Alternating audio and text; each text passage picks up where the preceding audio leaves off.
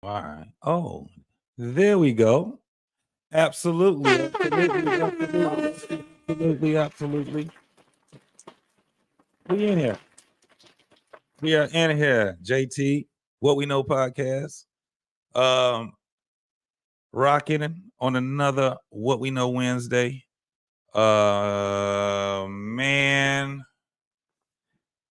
I was kind of rushing trying to get over here to this spot, man. I welcome everybody here to What We Know Wednesdays with JT on What We Know podcast and on the Black Man Unfiltered um, network. Welcome everybody from coming in here. I had a great week so far. It is Wednesday, it's hump day. I hope everybody is enjoying their hump day. Man, this shit is gonna be wild. I got a couple of videos I'm gonna be showing y'all, and we gonna be talking about some shit. Y'all definitely know I got to rock hard on what we've been seeing this week when it comes down to these comedians out here trying to bang on each other. You dig what I'm saying? What's up? Do Better podcast. What's going on, my boy? What's popping with you? What's going on with you, homie? Glad you came over this way, man, to check us out, man, over here. What We Know. That's my man. 313. Stand up. You dig? You know? Hi, son. What's going on with you, partner? I'm glad you guys just came over here, man. We're gonna be wilding out later on in the show, man. A couple of these videos that we got popping off. We have definitely I got a recap on the whole thing that happened with Shannon Sharp and Mike Epps, even though they supposedly made up or whatever, but it's crazy. It's crazy. What's going on, Tommy B? What's popping with you, homie? What's up over there? What's popping over there on the West Coast, West Side? But we have also my man, my boy, man, went in on Shannon Sharp too. My man Eddie Griffin gave him the business. And you already know once Eddie Griffin come on your ass, it's all the popping, boy. And Eddie Griffin, he is one of those comedians that don't give a fuck. But the one that kicked it off was your boy Corey Holcomb. He kicked it off on his ass. You know what I'm saying? But I just don't think a lot of people want to fuck with Corey Holcomb. Aha. But aha. You got your boy Donnell Rollins trying to get kind of greasy with homeboy, man. That was crazy. I got a couple of videos we're gonna be talking about it, man. And I'm gonna be asking you guys some questions on it also. But you also know that we definitely got to do rate to date. Absolutely, got to rock that shit with Kendra G. See these damn hooligans and hyenas that she be having on her show. But this is gonna be a little weird. The one that I'm gonna show you is gonna be crazy as hell. All I can tell you is that, man, listen, when guys say women lie, y'all better start believing all men when they say that shit. I'm trying to told you already ago. For real, for real. Grooming and reviews. What's going on, my man? What's popping with you, boy? What's popping? What's popping? Hi, son. I know you doing the show tonight, man. Or did you do one earlier today? What's going on with you? Let me know. What's popping with you, bro? Shout out to my man Freezy on the No Cap. If you guys have never seen No Cap with Freezy, No Captivity with Freezy, y'all need to go over there. I know later on I'm gonna give him a shout out, man. I've been rocking a couple of his shows this week, and I think this weekend we was over there popping, man. We setting it off over there, man. So if you guys get a chance, definitely go over to No Captivity with your boy Freezy. I rock hard with my homie, man. Pause. But it's definitely on and popping over that way also. But again, I'm gonna be doing these videos, man. But I do want to know if you guys seen the one with Eddie Griffin going in on Shannon Sharp. And if you think that Shannon Sharp was butt hurt, and he's kind of soft as tissue right now because you got comedians talking about you. I mean, what do you expect? You know what I'm saying? It's been really fucked up in the comedy world, man. It's been real fucked up in the comedy world. You had my man. I was gonna do the video with him, but that shit is too controversial. My man, shout out to um the homie over there, Information Man. He did a video on that, and yeah, it was people, they were split on what they thought about it. As far as like him going hard on George Floyd, and he made a joke saying that, I guess when he was talking to a heckler or something like that, and he said, "You the reason why people will the cops kneeled on George Floyd's neck," or some shit like that he was saying. And he said, "Shit, I wouldn't have kneeled on his neck. I would have shot the nigga." And that was a big ass uproar. Which it just brings me to the question of, is comedy to a point now where you know there's a border, certain shit you should not be joking about? Is it? I mean, you guys tell me. Or should it be, once a joke is a joke? It is what it is. If it's funny, it's funny. If it's not, it's not. What's going on, beautifully animated? What's popping with you, girl? With the blue hearts? Love you, love you, love you. My man, Tommy B said Shannon Sharp is sensitive as fuck. I agree, bro. I agree. He is entirely too sensitive.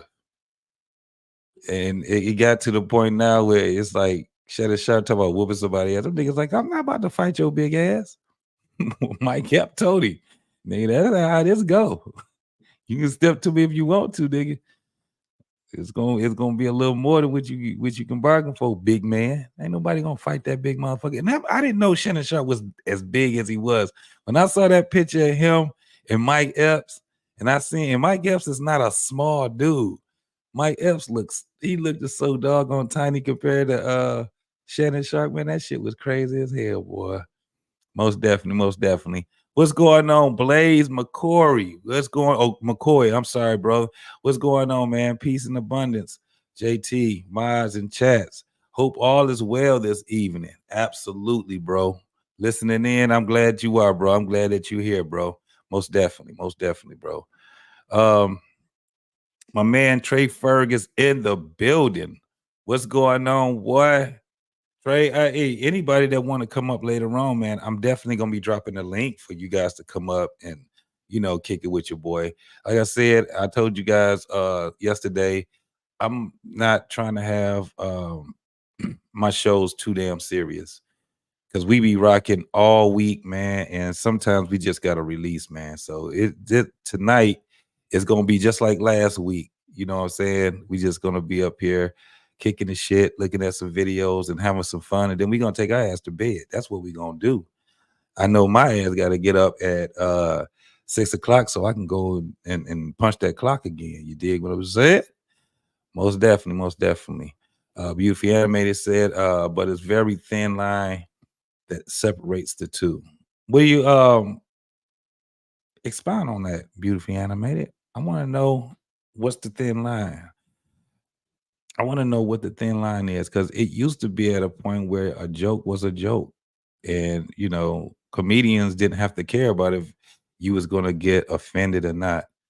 So I'm not a comedian, but I've never been offended because somebody told a joke about somebody that I liked. I just never been that type of a person. It is what it is. If I don't like you, if I don't like your comedy, I'm not just gonna look at it. I ain't gonna know that you really even exist.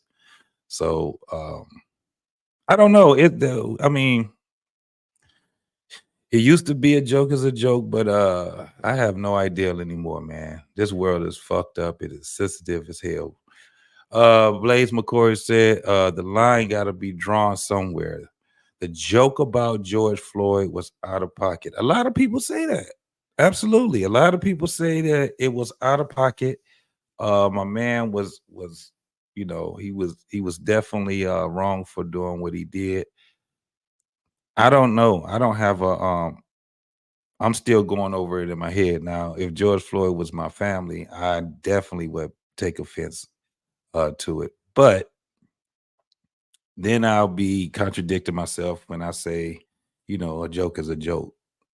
I don't know. I don't know. I think the people that stood up to him, I think they were well in their rights to do what they had to do, walk out at the comedy club, heckle him, or whatever it was that they did. It is what it is. That's one of my things. I'm like, you go and you say the joke, cool. You know what I'm saying? But there's consequences that can come behind that also, man. So I don't have, I guess probably at the end of this show, I may have a solid opinion about, what I'm saying, what that was. But I respect everybody's opinion, especially the ones that just say, it's a line to be drawn when it comes down to that. My boy Trucker Gale, what's going on with you, boy? Trucker say, yo, I was in the wrong chat. What chat was you in, homie? It don't matter which one that you're on, bro. No, I saw you. You was good. You was on I see all of the chats, bro. They in the line. So um whether you're on What We Know podcast or you're on Black Man Unfiltered, we'll see you. No doubt about it. You still be seen, homie. But I'm glad that you here, my boy. I'm glad that you here. Everybody, I'm glad that y'all is here. And I also want to give a big happy birthday to my girl, Lady Lavoie. Miss Lady Lavoie, happy birthday. If you guys can help me and join me in giving her wishes, her birthday wishes, her happy 18th birthday to Lady Lavoie. That's you. Oh, shit. My girl. I'm glad that you're here. That's the super mom right there. She supports everybody, man. She be all in these YouTube streets, bro. Definitely in these YouTube streets. So I am going to start the video and I'm going to start out. This is what I'm not going to do. I have the Darnell Rawlings, Corey Holcomb. I'm only going to show the video of them going back and forth. Corey Holcomb this morning, not this morning. I watched it this morning, but last night, Corey at his show, the 5150, matter of fact, is one of my favorite YouTube shows. It's been my favorite for a very long time. And he went on there wilding like a motherfucker, like he normally do. But I like Corey as a comedian. I think the dude, when it comes down to it, if some people just ain't, they just ain't got the stomach to deal with Corey's comedy, and that's fine. That's cool. But me myself, I've probably been to about 8 or 9 of his shows. Every time he's been either here in the Metro Detroit area, or in Chicago, or in Ohio. Petersburg, and it's another city where he goes to also. But I know in Petersburg, that's the Funny Bone is there. Toledo, or whatever you want to call it, but it's Petersburg. And I've seen him a couple of times, man, along with a couple of other videos. But yeah, I'm gonna show that also. But the first one I want to show, and I want to talk to you folks about it, is, do you guys think that the homie Mike Epps was wrong for making a joke about Shannon Sharpe being zesty, gay, or fruity, or whatever the hell you want to say? Do you guys think he was wrong on that? We're going to talk about it tonight. We definitely going to talk about it. Also, after the Mike Epps hookup, the latest one was your boy, what's my man name? Griffith, my man. He went and he doubled down on it. I didn't have the video of Corey doing it. Corey, he be having long soliloquies, man, on his show. You just have to go to the show and you have to see it. But I do have the whole thing with Corey and Darnell. You dig? So let me get these shout outs right quick. And don't forget, folks, hold on. Let me go ahead and put this on here too. I can't. If you can, please, if you're on the What We Know podcast, if you like the content, please donate super chat via super chat. If you like what you see over here on the Black Man Unfiltered, please drop my man a cash app. Show him that you definitely like what he's bringing out here, because he works very hard behind the scenes, even when he's not on right here on the screen, man. All week he's making sure we up here and we doing our thing. You know what I'm saying? So shout out to Black Man Unfiltered for being a friend and being a dude that's really being consistent, man. Keeping me on my motherfucking game and being consistent over here. You dig? But yeah, if you can, the Cash App is scrolling down, $ Black Man Unfiltered. And we really will appreciate that. My man Andre Terry, what's going on with you, partner? What's popping? Andre Terry says a joke is a joke, but you can't get mad if people get offended or they walk out. No one makes jokes about the Holocaust or 9/11. It's low-hanging fruit, and no one respects that bullshit. I gotta agree with you, homie. I gotta agree with you, bro. Most definitely.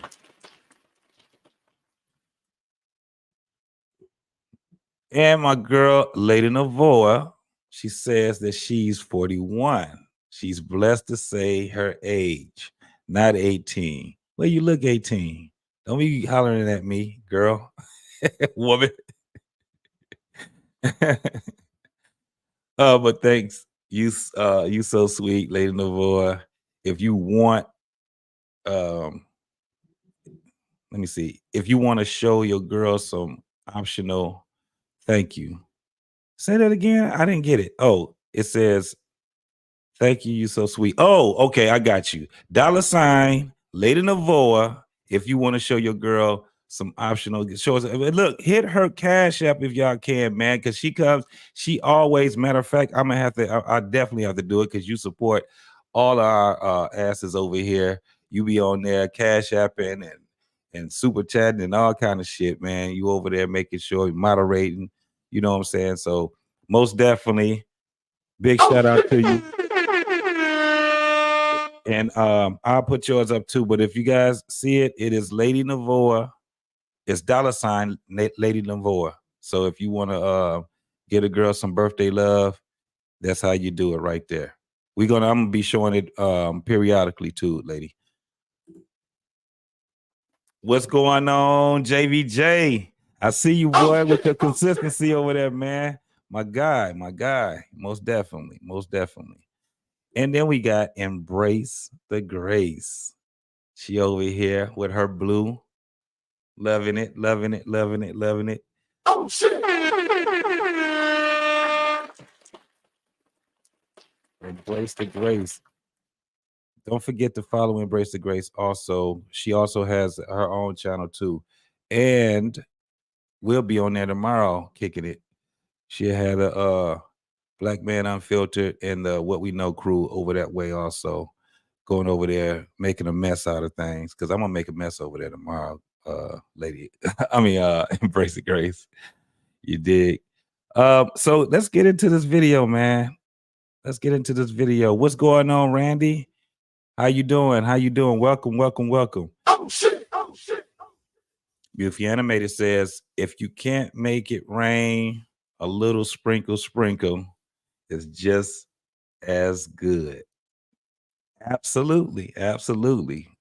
Do something, donate something, do something, y'all. Do something. So let's go ahead and let's get in here, man. The first thing I'm gonna do is we're gonna recap with the whole thing with your boy Mike Epps talking that shit about Shannon Sharpe.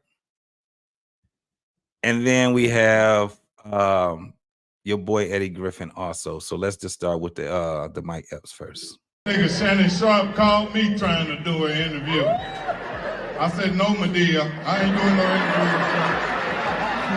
So you can sit across from me and look at my balls. I'll sit down, nigga. I thought he was gonna attack Cat, that nigga there. Nigga shit is called Shay Shay. The nigga's telling you. Put a wig on that nigga, tell me if that ain't motherfucking Madea. Absolutely, Hassan. Hey, if you guys get it, look, if we got some moderators in there that's on there, can you drop these folks links also over here? I really appreciate it.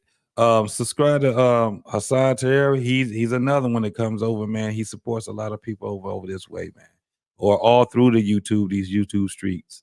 You dig? Sister, nigga. They exposing every motherfucking body. They got TD Jakes fucked up. Now that's fucked up. All that money that nigga done got from God, and they done came out on him. I knew he wasn't protected by God because I went to his house one time. I did a movie called Sparkle. He was the producer. He invited everybody to the house, and the nigga's house looked like heaven. It's sitting on top of a mountain. When the gates open up real slow and you have to drive up there, I said, man, this nigga's house built like heaven. You drive up there, but what threw me off was, it was some fucking security guards up there with machine guns. I said, what the fuck? First thing I said, where's the faith?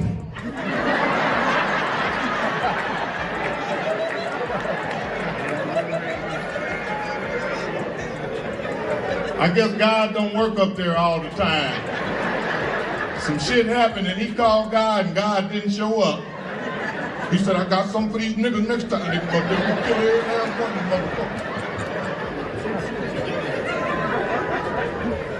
He gotta get that arch out of his back. He be walking like this. That arch in your back will tell everything.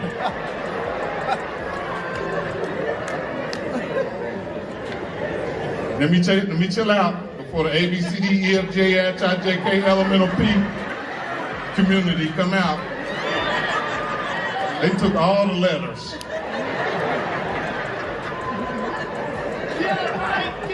You say something about them, they're gonna be outside protesting. Fuck Mike Epps!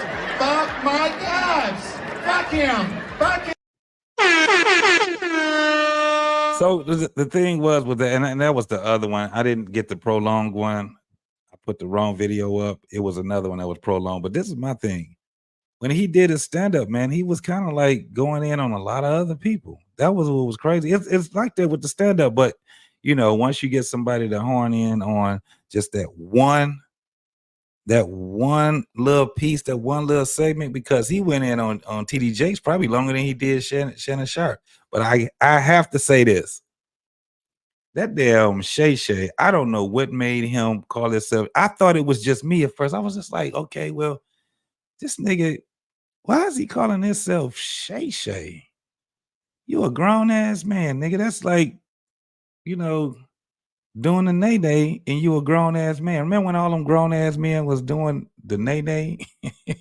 This nigga call himself Shay Shay. What the fuck? Shut it. It's some crazy ass shit. But from there, you know, he's talking about he was gonna come see old boy and all kind of shit. And it's like, what the fuck is you talking about, Shannon? What we talking about, nigga? It ain't nobody trying to fight your ass. Shay Shay, nobody trying to fight your ass. But I want to see him pull the same shit on this nigga right here. Mr. Potato Head. I said, no, cat. Then he said, what he say? Cedric looked like a walrus, nigga. Said, I'm like, no, nigga, no. Nigga, he got Ricky Smiley so good. Ricky Smiley got on the internet making tea and started crying and disappeared. Ain't nobody seen you since, nigga. He ain't did no more posts. He just... Wait, Black Man, you said Ray Lewis gave him that name when he was with the Ravens? I didn't know that shit. And he just kept it, huh? I would have cussed Ray Lewis ass out. I'm not gonna be no goddamn Shay Shay, nigga. That sound like a little 4-year-old girl. Nigga. Disappeared. I called Cat on the phone and said, nigga, you better be on the lookout for Smiley. That nigga gonna come smiling. Quiet was the one that get you. He's smiling, nigga. And I said he might show up with a dress on. He did do your boy wrong, man. I don't know what happened. I guess Ricky Smiley was just like, he was just outdone when Cat called him out. And I don't know anybody that don't like Ricky Smiley. But see, when you got somebody like Eddie Griffin, man, Eddie Griffin, that's what make him a great comedian, because this motherfucker is 100% just, his comedy ain't like nobody else's comedy, bro. But what made me follow Eddie Griffin was when he did the Jesus joke. Like the first couple of times I seen him do that Jesus joke, man, that shit was funny as hell. The Moses, the Jesus, it was the whole Bible shit that he did, man. But yeah, you had Eddie's always been that type of dude. But yeah, he kind of went in on and it's just jokes. I didn't understand why your boy Shannon was so bad. But let's keep it going, man. Let's keep it going. Me and Cat, the last two that ain't worn a dress, nigga. I called that nigga. I called. I said, nigga, let's do the non-wearing a dress tour. That be hot like a And Club Shay Shay. Yeah, Shay Shay. Gay. I don't give a that nigga gay, nigga. That nigga sitting there with them ass pants on, with his balls all over Cat's face. And you remember Cat kept looking the other way.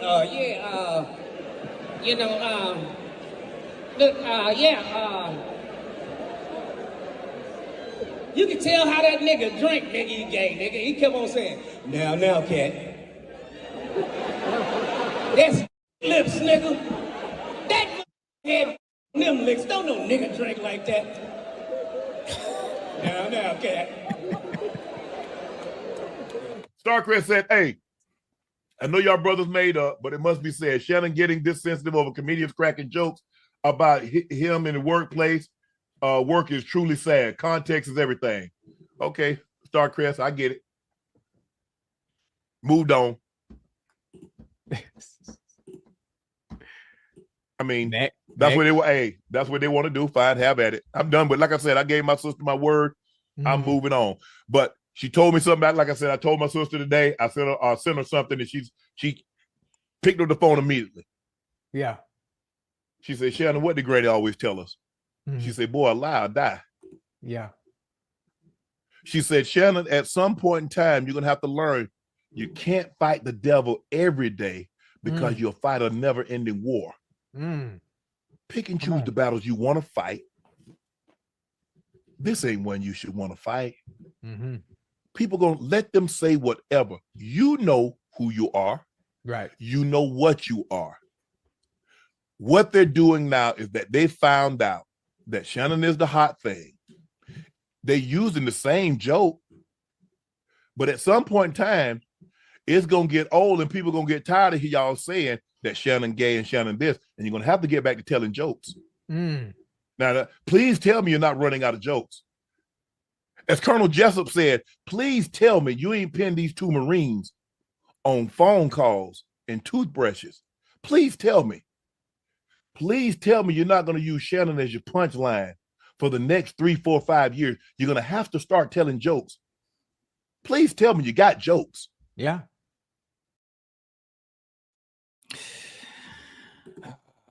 I didn't really like that comeback, man.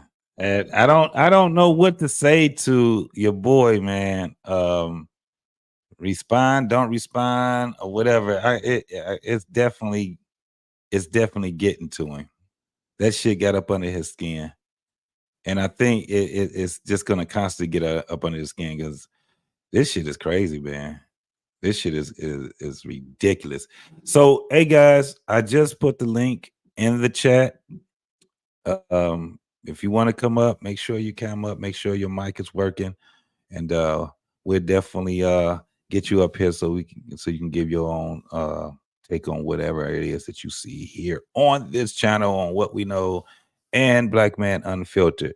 Blaze McCory say, I mean, Mike Epps was known as Day Day, but it was in the movie. Day Day ain't like Shay Shay.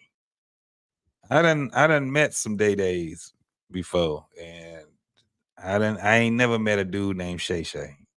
I ain't never seen that. You did. So I don't know. And then that was a character. Day Day was a character. Shay Shay is who he say he is on his show. I don't know. That shit don't seem it ain't the same. Don't have the same validity, dog. It just does not. But Clement, I had to see yours. What's going on, Clement, man? What's popping with you, homie? What's going on? He said Eddie Griffin ended up apologies. He apologized? You gonna have to send me the link where he apologized, bro. I've never known Eddie Griffin to apologize. Nobody for telling a fucking joke ever.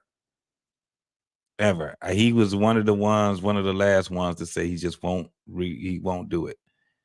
You know what I'm saying? So you're gonna have to definitely show me some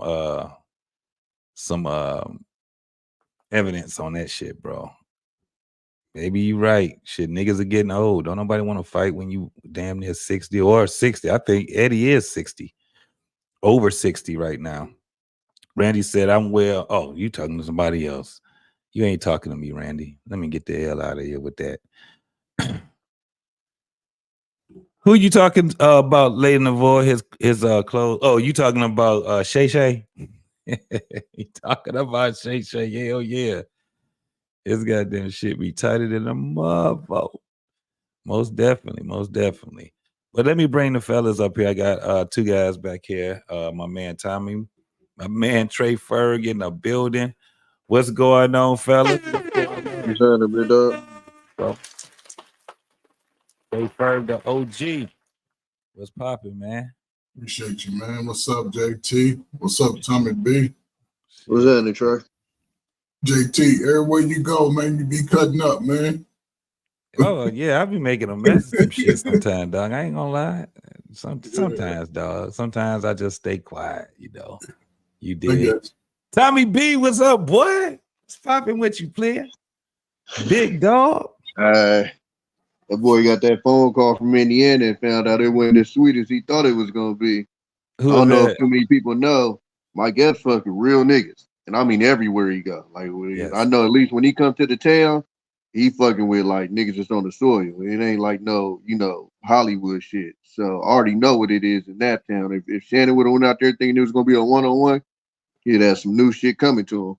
Yeah, and I don't even know if you caught the shit with Mace, but Mace kind of violated the nigga because him and Cam kind of had a couple of laughs about the situation. Mm-hmm. Oh, did you? I think he. Oh, shit. My shit going in and out. So he came in May saying, you want to be a pastor, you want to be a gangster, all this shit, and call him roly poly. And Mace just explained to him. He said, first of all, you ain't come and Skip with that action. Skip disrespect you to your face. He said, how come when these black men are cracking jokes, you trying to pull up and you got all this aggression? This man disrespected you to your face. You ain't have a damn thing to say to him. Matter of fact, and this was a joke that Mace killed him with. He said, the man told you to put your glasses on, Shannon, and you put your glasses on. So he said, so put your glasses on, Shannon, and leave me alone, because I'm not the one. But damn, wait, this was Mike Epps that said that? No. This was Mace. Yeah, because Mace said what Mace got frustrated with was he like, wait a minute, Cam was sitting there laughing with me. You didn't say nothing about Cam, but you came to me. So he said, so I'm thinking you thinking that Cam is the only one that's about that up here. Nah, bro, I'm really about that. And I think what Shannon need to understand is, first of all, I don't give a fuck what niggas feel about it. Ain't nobody fighting your big ass. Period, point blank. Don't do it. Nah. What I tell Mandrell all the time, you lifting all them weights just to get hit with this phone. Ain't nobody wrestling you niggas. I'm cool. Ain't nobody about to do it, bro. Period. But second of all, if you're the hot topic or something like that, it's just what comes with it. Yeah. So it's like it's just hilarious how like you're in this position and you don't seem to understand what comes with it. You got the clout, so people gonna clout chase, and you're just ahead of the subject, so that naturally makes you in the space where you're gonna be the headlight of comedians. Like that's what comedians do. They make jokes off of trending topics. You're the trending topic. Third of all, you was running around with one of the people from that community everywhere. Yeah, you had yourself open up like for that one of the shit. people from the community. Right. So it's like you was an easy joke, dog. With like, look how many years motherfuckers are making jokes on motherfucking Michael Jackson.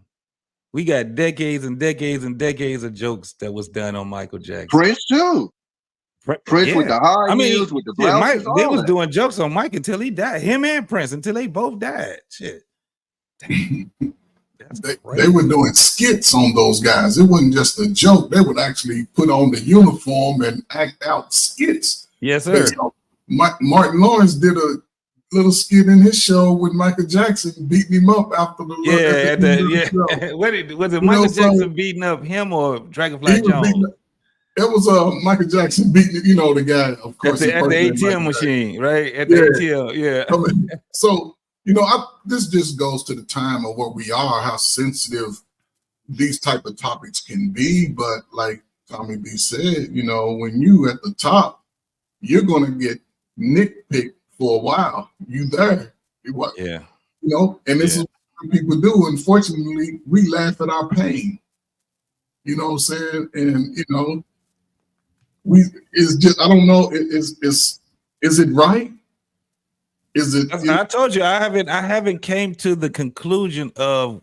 Right, I don't have a conclusion right now. It's just because times have changed, and it seemed like it's like it's the end of that era of a joke is a joke now. It's like everybody laughs until it's them. And don't make it personal. I mean, don't make it outside of me. You can attack me with it all day. That's as far as it goes. Don't put it on people in my family. You know what I'm saying? Don't do that. You can keep it to me. And I think even with Shannon Sharpe, it was his, what is it called? The person that was actually picking out his clothes. That was Hollywood. His name Hollywood. And guys, and it's not just Shannon Sharpe, but it's funny how big buff guys, they like that little metrosexual look. I've never been that type of guy that want any pants hugging my cheeks and my calves and all that. If my calves can't move freely in my pants, then they're too tight for me. I need a little room. I like mine to swing a little bit and air out. I just never got into that. I'm gonna be tight t-shirt, shirt, pants, socks, everything is I never embraced that style. My grandfather didn't dress like it, so I don't know. Yeah, big ass say, come on, JT, don't care about anyone's size. When it's time, it's time. No doubt. When it's time, it's time. Let me see. Oh, so Clement, you said check out Comedy Hype. The only thing is about Comedy Hype, if they ain't got video, I don't really, it's like, okay, because they always say what a person says and all this stuff. So I mean, it is what it is. So apparently Eddie Griffin reposted an article saying that he apologized to Shannon Sharpe, and Comedy Hype basically posted that on the show. Oh, they posted something that he wrote. Okay. Well, no. Right. So on his Instagram stories, he reposted a story that somebody said about him apologizing to Shannon Sharpe. Okay. So I just went to his Instagram. He don't have any stories, so maybe it happened a couple of days ago. But apparently Eddie Griffin reposted a article where somebody was talking about how he apologized to Shannon Sharpe. Absolutely. And it was on Eddie Griffin's personal Instagram. Oh, okay. So I guess that's what they saying was the apology. When I Google it though, don't nothing come up about an apology. Yeah, somebody gonna catch the story there. It's gonna come because I didn't hear anything about it myself. What's going on, Anissa? What did she was saying? Because I'm a little bit behind. You said he just said that. I don't know. I'm a little bit behind, but I welcome you over here at the What We Know podcast and the Black Man Unfiltered. We got my boy, Information Man, in the building. What's going on with you, partner? Hey, how you doing, man? All right. Yeah, I just think I think the difference today is that people told jokes in the past, but what's happening today is that a lot of people are getting personal with the things that they're saying. And I think really what's going on is that we're living in the era of gaslighting, or should I say trolling. Let's just be honest. Nobody was thinking about Eddie Griffin. I mean, he's a good comedian. I've seen him live, but nobody was thinking about him. And it's funny how when Comedy Hype made this statement that he had given an apology, they also made reference to the fact that he's promoting something else. He's promoting a website that he's a part of. So it's kind of funny how him. See, I think we're being trolled, everybody. Think about it. Mike Epps gets on his social media, starts talking about Shannon, no matter how you think about him, gets kind of personal. They make this back and forth like they're gonna have a fight. They're not gonna have a fight. Next thing you know, after they said all of this, now they in a photo together, all buddied up. Mm-hmm. So you got to remember what you're dealing with. You're dealing with entertainers, man. You're dealing with people that want to get a buzz. They want to bring attention to them. And we know that nobody was really talking about Shannon like this in the comedy world until he had Cat Williams on the show. And once they saw how that blew up with all the views, everybody got all caught up with the pocket watching. Oh, he's got these views. Oh, what kind of check is he getting? Now, all of a sudden, Cat Williams exposed a few comedians. You got to remember, all these guys know each other. They all have a bond with each other one way or another. So some people didn't like what Cat Williams said, or some people didn't like the fact that Shannon got the shine off of it or what have you. No matter what you think about the dude, clothes that he wears, I really don't spend a lot of time worrying about what another man is wearing because I don't want to be with that man. So I don't waste my time and energy on what another man is doing unless it's having an impact on our community and other things like that. But Mike Epps is a good comedian as well. But I think this actually helps his brand, having this clash with Shannon. All of a sudden now they're buddy. Something about that seems a little fake to me. Then all of a sudden Eddie Griffin comes out of the woodworks, who we haven't heard from in God in a while. Now all of a sudden his name is buzzing through social media, and this project that he's involved in is getting some advertisement that came out of this beef that he had with Shannon. So we got to remember, we're not entertainers. We're not in the motion picture industry. We're not lights, camera, and action. These guys are. And they can play and manipulate and create social narratives that we as the everyday people will fall for, will fall sucker for. And you got to look at this. You got to use critical thinking. You got to look at this a little bit deeper than what you see on the surface. Why all of a sudden are these guys coming out the woodworks who really nobody's been talking about them? Let's be honest. I think one part I'm going to disagree with you on is they've made jokes about Shay Shay. They just didn't go viral because they had no reason to go viral. They have a reason to go viral now because of the space where Club Shay Shay is. Number two, I think if you know Mike Epps, he's a goofy dude. So I don't think anything he said was personal with malice. He was cracking jokes. And so the funny part about what Shannon said, which he was flat out lying, was, well, I don't really care about the gay stuff. You call me gay. I'm talking about the lie. The little small lie he said was, you inboxed me asking for an interview. Who really gives a fuck if somebody lied about you and it was on his stand-up interview? But right, and it was on his stand-up. He was it's a joke. Yeah. But the funny, and that in fact makes the jokes funnier if you've been inboxing me for an interview. Yeah. The funny part about it is you say you don't care about the gay part, yet every comedian after has called you gay. You've literally went off on. So you don't care about them calling you gay, yet every comedian after that says something about you being funny, you went off on. So do you care or do you not? And now you got to call sisters and summon grandmas and stuff to understand how to deal with people cracking jokes on you.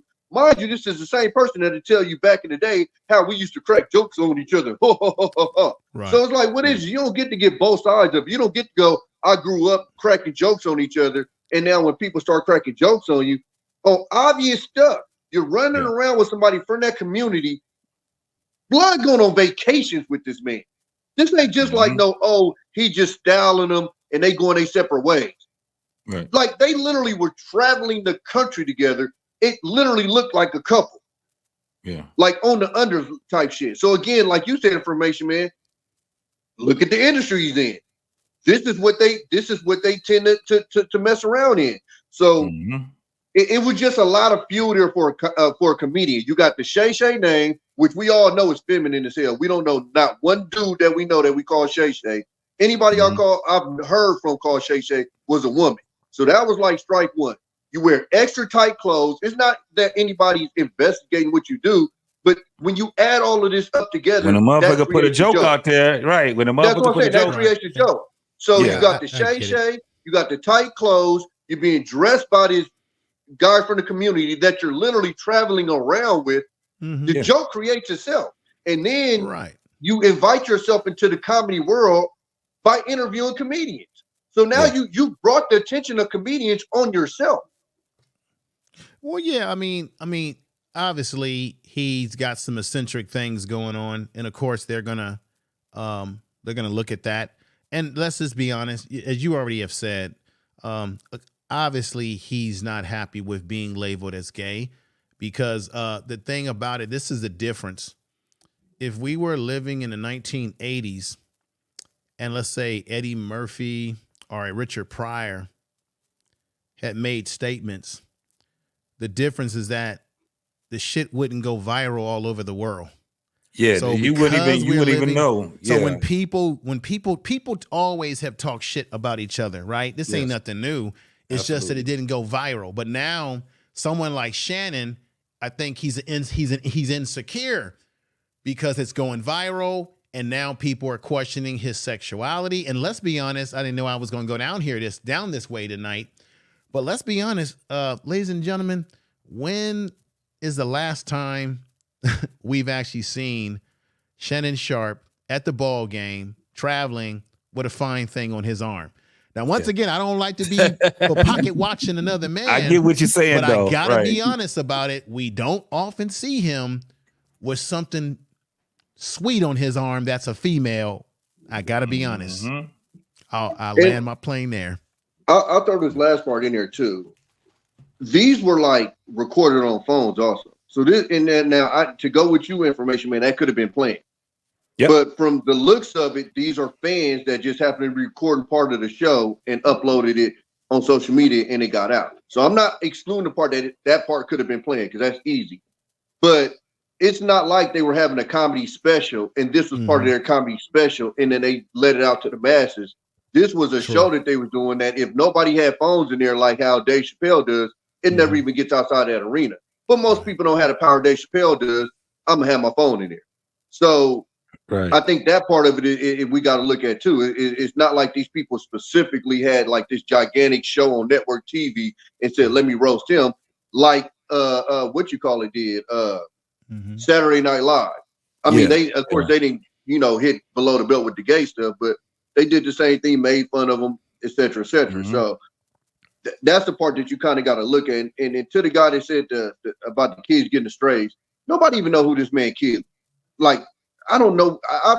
I'm a Raiders fan. I follow Shannon Sharpe out of spite because he played for the Broncos his whole career for the most part, and then Baltimore.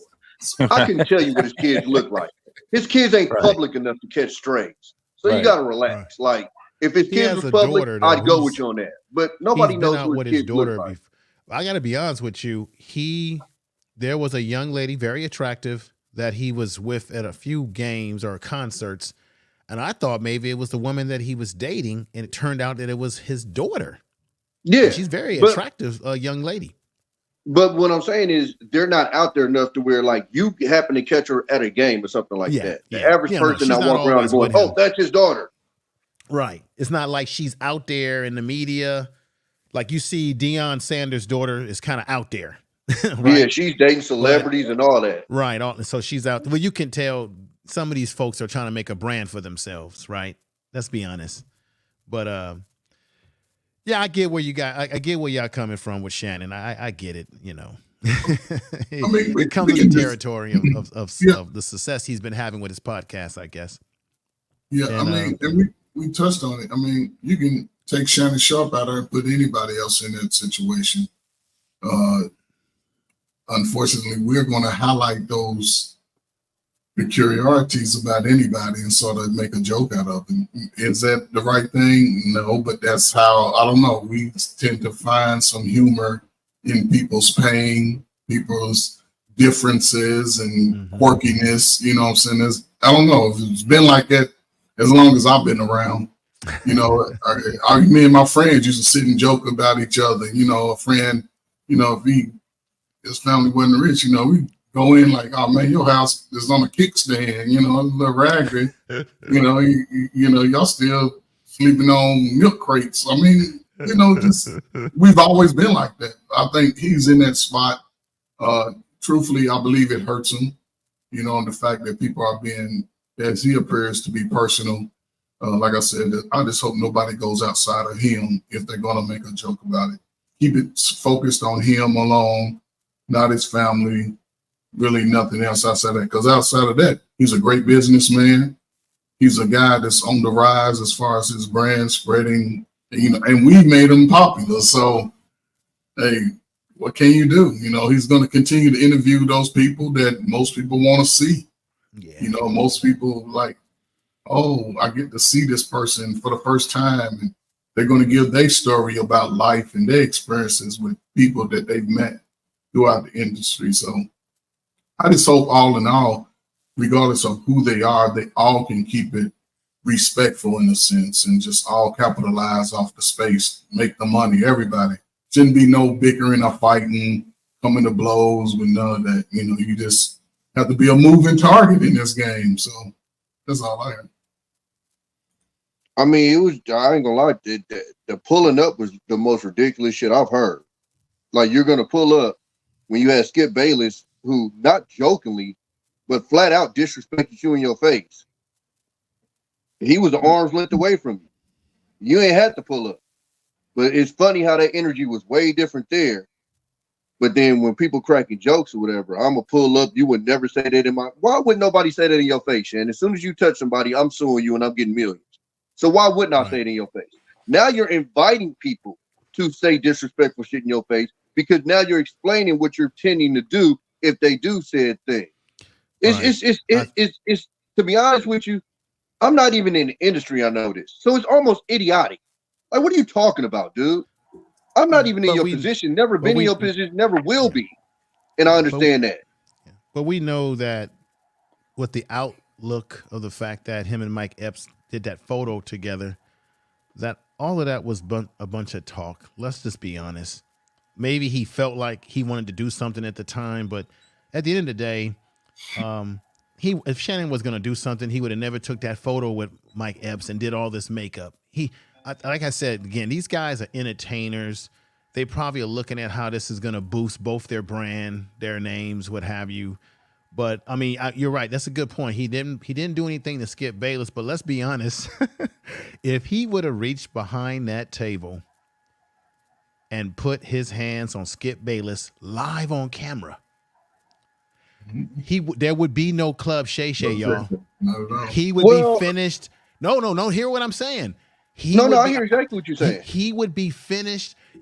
Maybe he would still have the Club Shay Shay, but he would be finished because everybody would talk about is, did you see Shannon Sharpe lose his cool and put his hands around the neck? The angry black. Look what happened to Terrell Sprewell when he choked the coach. I remember that because I was in Oakland. I was living in Oakland at the time. Ain't heard nothing from him since. We haven't heard anything from him since. His NBA career went down, and the only thing he was known for after that was them little spinners, and he went broke on that. No. I got to correct you on that. No, he went to New York and I think Minnesota after that. But his career was never the same, though. all respect. He to you, balled Tommy. in. He balled in New York for a couple of years. Right. But he still had that black eye though, for sure. Right. But his reputation was ruined. And as much as Skip Bayless was talking shit to him, I mean, just imagine if he did that live on camera. Everybody saw that. All the networks. They would be like, right. And this is a different time too. It's two things about that situation though with him and Mike Epps. Number one, when he reacted, I don't think he understood that the next time you see this man, it's probably gonna be in Indianapolis. That's his hometown. Mm-hmm. You ain't winning that, bro. I don't care how big you are, because like I said, if you know Mike Epps off the mic, he run with some real ones. He ain't running with Hollywood folks. So that would have turned out bad for him. Right. Number two, like what May said, the people that you work for ain't with the pull up. So calm down. Like the people that you work for ain't for you promoting on TV that you're pulling up. Right, we all know what pulling up for. He tried to clean that up. Oh no, I would no. Nigga, we know what pull up means. And we already know it's not gonna be Mike Epps for one. It's not gonna be Mike Epps. It's gonna be the ones that he's connected to. As soon as you know, absolutely. It's gonna be the streets that's gonna be sitting there. That's gonna be doing it. Mike ain't gonna have nothing to do with it. That's why I said I'm pretty sure when Shannon got off the little live or whatever, and somebody probably contacted him and said that probably ain't the wisest of moves, because what did Mike Epps tell him? I'm not fighting you, nigga. It's about to be bang bang. Like who's about to fight you? But I don't think at the end of the day they came to a consensus that they weren't like going to be at each other's throat, and they put out the picture, which rightfully so that they should be, because we ain't trying to see that shit. And I don't want to see a bunch of crazy stuff, people getting shot. 50-year-olds throwing blows. That shit is ugly. Yeah, I mean, it would be ridiculous. And of course, yeah, I'm sure YouTube would like it because everybody can make 1,000 videos over it, right? Well, it'll be the trolls that want it. We'll be the ones that saying, man, nah, the motherfuckers done went too goddamn far with the shit. You know, that's just what it is. But that was my whole thing is to your point, information man. Is it at a point where they're trying to one up now, since Cat Williams did what he did? You got people that's trying to one up each other based off of this whole thing, because now I do have another video. I gotta say this. It's the one with Darnell Rollins and Corey Holcomb. The thing was that I knew it soon as I seen what happened with the two. Darnell Rollins was mad because of what Corey Holcomb said on his show about David Chappelle and probably some other people. Corey has always voiced his opinion about, whoever it is, good and bad. He's just that guy. So when he said the thing about David Chappelle is that he bombed, but he also he said, look, this is what happened. But Darnell Rollins, he actually spoke on it. He said, this is what he do. This is what, and Corey already said, before y'all get on my ass about it, I'm just telling you, this is what I witnessed. The man fucking bombed. And then, he got his little jokes or whatever. Like I said, some people like his comedy. Some people don't like his comedy. That's just, that's just what it is. So Corey Holcomb gets this label of being, and he throws out to himself, I'm 100. I'm 100. Nigga, no, you not. No, I had a lot of times I could call him on it. Yep. Yeah, he got caught eating his butter biscuits. Am I bet? Yeah, you bet. He got caught on picture at some spot eating his butter biscuits. Why Stephen A. and him was hugged up. That's what I'm saying. That right there shows you that some of these people in entertainment and sports and all of this stuff, some of this stuff that these people be doing, some of this shit is orchestrated to get buzz. Because if you're gonna say all that, Corey Holcomb talks about everybody, but then if you're gonna talk about a motherfucker, how about stand on it? So if you're gonna say that Stephen A's a coon, a raccoon, whatever you want to call him, then why are you sitting up there hugged up with him with your damn butter biscuits in your mouth? And some of his own fans was calling him out on it. And in that second, he turned into a good brother, and it was a misunderstanding, and yada yada yada. And I don't know if you noticed, now he done turned back into he's the coon, he's for the. So it's like he gets this label for being 100, but I'm like, bruh, once I seen that, nah, that's out. Because you saw a man in real life and you was hollering all this and that, and it like information that said, it was all handshakes and smiles. Yeah. When he said yeah, and he's like, I did it on purpose to eat the chicken, had a chicken in my hand and all that shit. See, it's like this motherfucker got chicken and waffles in his. Yeah, so I understood. Saying, like Darnell Rollins is another one that I actually like as a comedian also. I just don't like to see this whole thing going down the way that it's going down, and it's like catching fire so goddamn bad. Where you like, man, what the fuck? Now it's like old ass people are acting like high school kids, you know what I'm saying? And it's like, and they're doing it on a big stage now, you know, so everybody can see it. Motherfuckers done fell out all the fucking time, you know what I'm saying? Hey, let me introduce my girl BSA, beautifully animated, and my girl, the birthday girl. What's going on? Hey, y'all. Can y'all hear me? Yeah, how you two ladies doing? Thank you. Can you hear me? Thank you. Thank you. Yep, I got you. Beautifully animated. You froze up. Happy birthday. I'm getting ready, y'all. Sorry. That's why I'm not cammed up. I got my flowers in the back, if you can see it, with my shoes and the balloon and stuff. So I'm 41.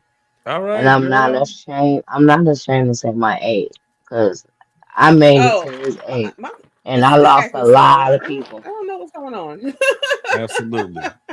So I thank God. And shout out to everybody that showed me love, gave me cash out. Like, y'all made me tear up a little bit and have a birthday. I'm going to dinner, you know what I'm saying? I'm finna go be with the kids, you know what I'm saying? My godkids and my nieces and nephew. My son is grown, so I don't want y'all thinking I got kids. So I'm finna go have it with them. I wanted to do it with them on a Wednesday. So we're gonna have pizza and cake and ice cream together. Ice cream cake. Yeah, and then this weekend I'm gonna be a kid and I'm gonna get on a roller coaster. Look at you. You gotta live life, man. You gotta live life. Absolutely. I go ahead and I send you a picture of Club Shay Shay when you asked a question. You guys asked a question when you seen a bitch on his arm, and literally he had a bitch on his arm at the airport. And I showed you 3 pictures on your IG if you want to flash those. And he had one where somebody said, "Why you got that dog?" He's like, "Why you got that? Why you holding that dog?" Yeah, he got that little. He was holding that little girl dog. That dog on his arm, like it was like I don't know. It was crazy. And the way he was dressed, like a broke down Terminator. Right. Yeah. He looked funny. And I'm gonna tell y'all this, and I'm gonna get off. Man. Hold on one second. I'm saying you playing this game. Hold on. Hey, chill out. Please. Thank you. I'm live. Anyway, sorry I gotta be like that, but women don't like that, y'all. Women don't like that. Women don't like that. Filipino with a black wife. I'm the one. Would you stop, please? I'm gonna act my color. Yeah, you know it all day. I'm sorry, it's ghetto over here. But women don't like that. They don't like that those tight clothes, man. That's not cheap. We don't know where it started. Oh, it started from Lil Wayne.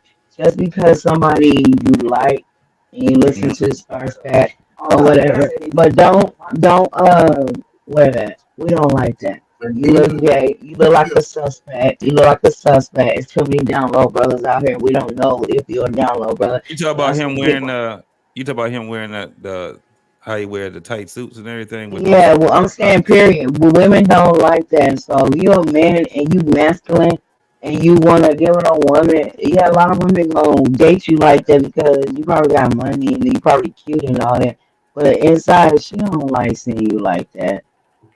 If you put your pants on like me, then that's a problem. You look like a suspect. I'm only saying that because too many down low brothers, and I will be pissed off if mine goes a down low brother. For sure. You know what I'm saying? I didn't do enough for you to want to what like like Information Man said, salute to you, by the way.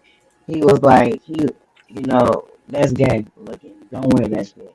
You like your shit to look, and like Ferg said, he like his stuff to hang, swing, have some air free breeze up in there. You know what I'm saying? We like that.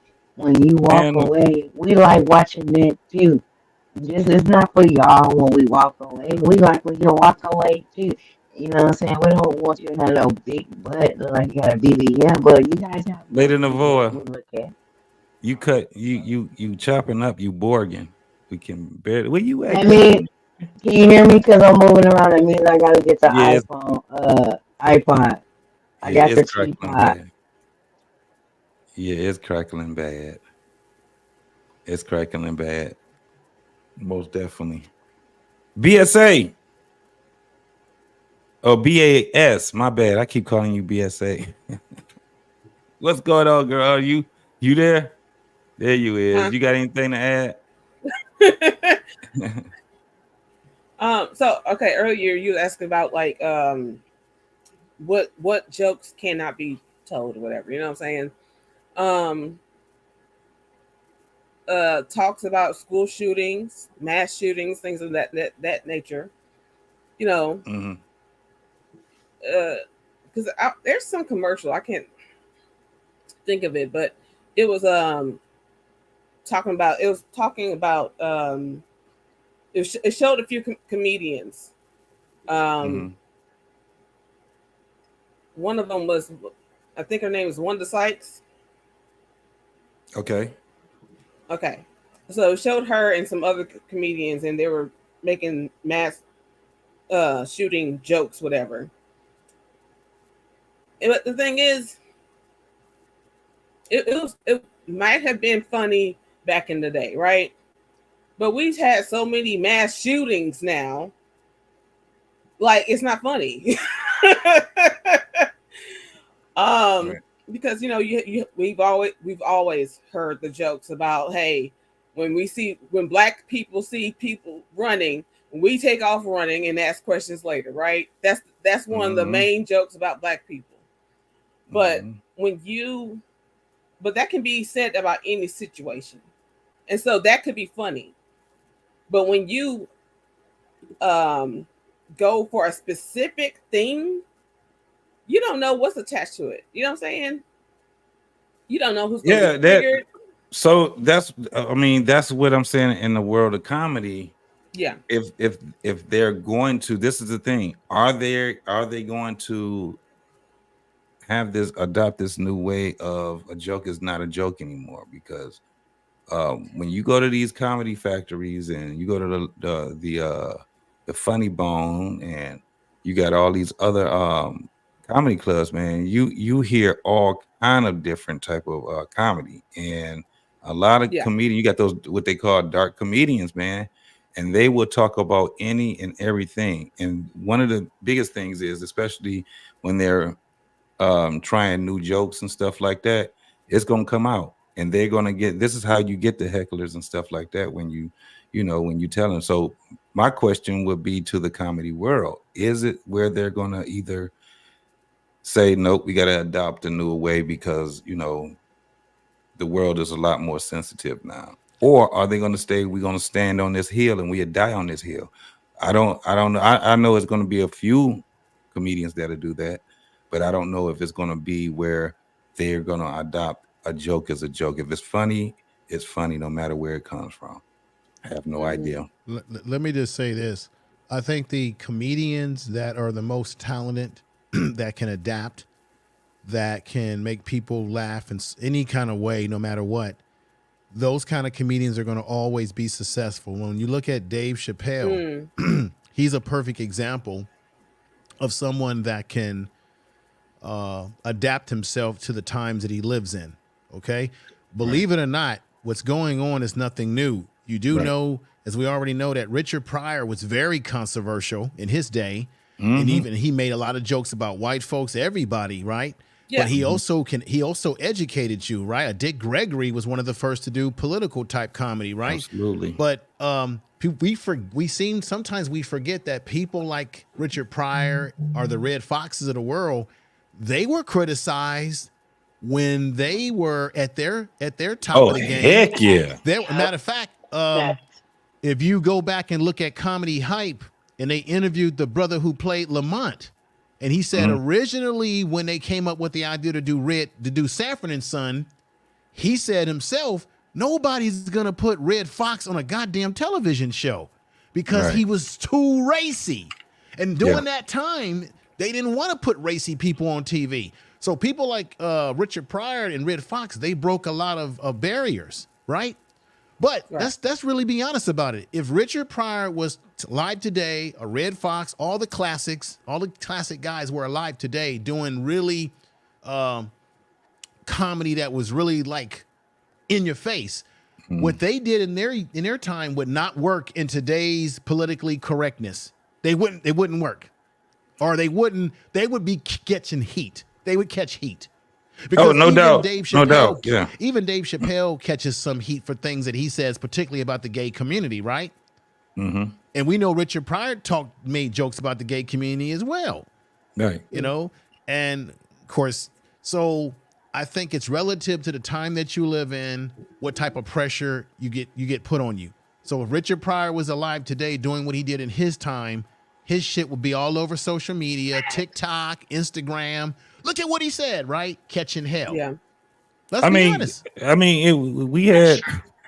We had people that they were pulling up old stuff and trying to cancel old stuff. I mean, you had Pepe Le Pew was canceled, and they were just pulling shit up from the past because they saying that Pepe Le Pew character was molesting females. Right. If you really look at Pepe Le Pew, when he would come on to the female species, he was basically a stalker. Yeah, well, he forced himself on them. He was sexually harassing. But we watched it as a kid, and I didn't even look at it that way as a kid. Because you're a kid. Right. Yeah, the adults know better. Right. And the thing is, it was adults that made the cartoon. Like I mean, even if you seen the Flintstones, Fred was a chauvinist. You know what I'm saying? He was, you know, it was kind of like with him. They had undertones, right? They had a lot of undertones because it was funny because I used to love the Flintstones. I didn't understand the Flintstones until I got old enough. My mind started to develop into what they were really doing. I was like, wow, this is crazy. I mean, even when you looked at one of the biggest things that would be probably controversial right now would be Popeye. Because if you notice, they had Popeye this particular, and they were fighting the Japanese. Yeah, they were. And the whole thing was that they're communists and things like that. And then when they go to like Africa, they showed that black folks in Africa were cannibalists. Yeah. They were putting, you know, like you talking about the cartoon? Old Disney cartoons, yeah. What are you talking about? The undertones were like but that. Not only that, all those Bugs Bunny cartoons, there were people in blackface. Yep. They had minstrel acts in the cartoon. Don't y'all remember that as a kid? Yeah. All that stuff. That's where we get all these stereotypes from. Yeah. All this shit that we was watching as kids. Yeah. Yeah, but fellas, think about this. It wasn't in my era when y'all can hear me better, right? Yes. I had to go to the iPods. I had the non-iPods. But when I was growing up, I seen those cartoons when they had the blackface cartoons and stuff.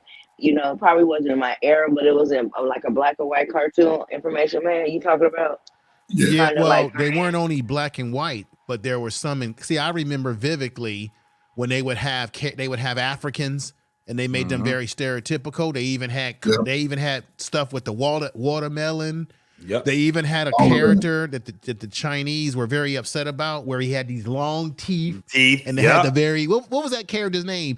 So they made and they called him a very stereotypical name. Yeah. They had some of the most stereotypical shit in those cartoons back in the day. Had the Africans black as black you can find in them pink lips. With big old red pink lips. Yeah. Right. And they would have them. They also did one where they had them getting ready to cook somebody and eat them like a cannibal, like somebody said earlier. Yeah. Oh yeah. That used to be the intro to one of those cartoons. It was the intro. They cutting up the vegetables in it and stuff. Yeah. Got them in the pot. So that's why they didn't like Tom and Jerry, huh? Because they said that was a racist cartoon too. Tom and Jerry. No, it was Tom and Jerry. That's police and good guys. They basically had it Big was like Mama. the bad guy. It was like Tom and Jerry was. It was more like they was in the house, the mom, and they left, and then It was but the you cat had and mouse fighting each other. Yeah, you had cat and mouse fighting each other, but then you had the coyote and the road runner. The coyote was supposed to be this idiot ass coyote making TNT bombs and stuff, and he'd blow himself up because it was stuff like that. But it was funny because you had adults and children watching the cartoons also. The adults understood the undertone. We as kids didn't do it until we got older, and we were like, wow. I was just glad that the cartoons were still out when I got older, because I was like, now I can see, now I can see what this stuff is. Yeah. They even did you remember Cab Calloway? Yeah. They did, I think on WB, I think it was Buzz Bunny. They did a rendition where they had a character that was supposed to be Cab Calloway with one of them zoot suits on, and it was very stereotypical. Then you had you had the black band in the back. This shit was very stereotypical. Yeah, all that. And he was dancing and moving around. Yeah. And he was like, yeah, and they made his mouth big and wide. Oh my God. Howdy. Rendition of a colored cartoon. They all had the big lips like I got. They all had but here's a trick to that. Despite all of that, we came out all right. Some of us did. But I'm just saying, it made you a little tough because you understood a lot of this as you started to get older. About teenage years, you understood a little bit like, hold on, what are they really saying? Yeah. And you know what I'm saying? So it helped you in a sense to navigate your feelings because I looked at was it Tom and Jerry, like, okay, even though the cat is faster and all of this, the mouse was a lot smarter and it was smaller. So I understood big things come in small packages. Yeah. You know what I'm saying? And it was about they even flipped the script. Remember when they had the dog chasing the cat when he was chasing Tom, and Tom was more smarter than the dog. So the dog be trying to get some sleep or whatever, and Tom was trying to get whatever it was he was trying to get out of that damn house. And so it was kind of like that because the dog was supposed to be protecting the damn mouse. Mm-hmm. See, I used to think that dogs were way more vicious than cats until I ended up having a cat, and I said, "Shit, these dogs give cats mad respect." Please believe that. Cats own everything in the house. That's the difference. They dangerous, boy. People think that cats just lay around and sleep all day, right? The thing is, their eyes are closed, but they're plotting. Oh, no doubt. No doubt. They're plotting, calculating. Definitely alert. JT, let me throw this in there since we're in this subject matter. When I was growing up, I was always very taken back by you had the cream of wheat and you had the black man on the box. Mm-hmm. By the way, that black man that was on the box, he worked at a restaurant. And they took that picture of him without his permission, put him on the box, and his family or him. See, there's history with this. Yeah, they never got a royalty check, ever. This was just a black man doing a job. Yeah, and just imagine you're working somewhere, JT. Somebody takes a snapshot of you, puts your ass on a box that makes millions of dollars in sales, right, for a food product, and they never compensated you or your family or even asked you, hey, can we put your picture on the box and we'll give you a royalty? Nothing. Right. Nothing at all. Yeah. And then, of course, you got Ain't Your Mama on the pancake box. And you remember how they went from her having the handkerchief to her having the perm? Yeah. I never understood why we even accepted that shit in terms of, okay, they gave her a perm. Don't you think it was something weird about the characters of advertisement that they used where it was always a black person's face and they would always pick the most stereotypical image. Mhm. But then they took her brand away after all that crap. They took her shit away and made it what? What's the new Ancient Mama Sarah Pauly? It is Yeah, what they call it it's Well, another McNeil, name. right? It's because McNeil's, people I think. I think the NAACP made them change it. Just like the NAACP, ask yourself, why do you not see Amos and Annie on television anymore? Like even Yeah. in replays. Because the NAACP protested and said, we don't want this being played because it's stereotypical. Mhm. And because I remember my mom, she brought the complete series on disc or cassette or something like that, right?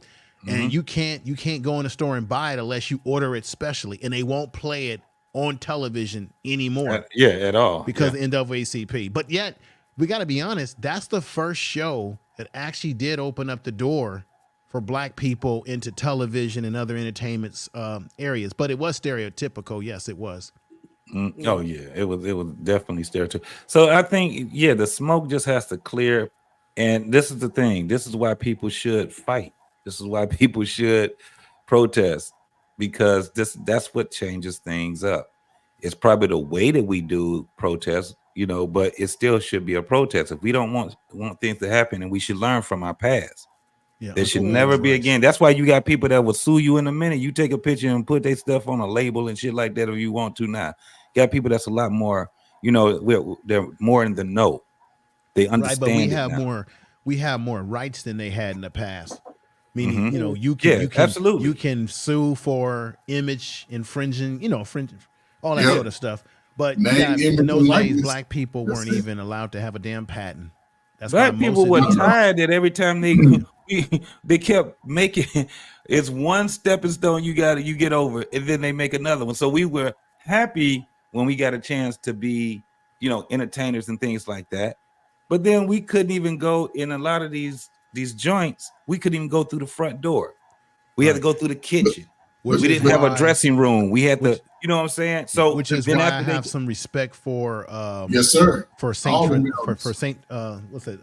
Natra.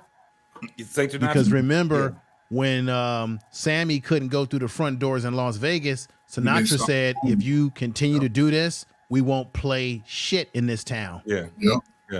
And that's why the Rat Pack was, man, when I didn't really, my father used to like the Rat Pack. Yeah, right? that's your father's generation. Yeah, they used to like it. And I didn't have until I got older and I started saying, oh, these guys were very talented. And the most talented person in there was Sammy Davis Jr.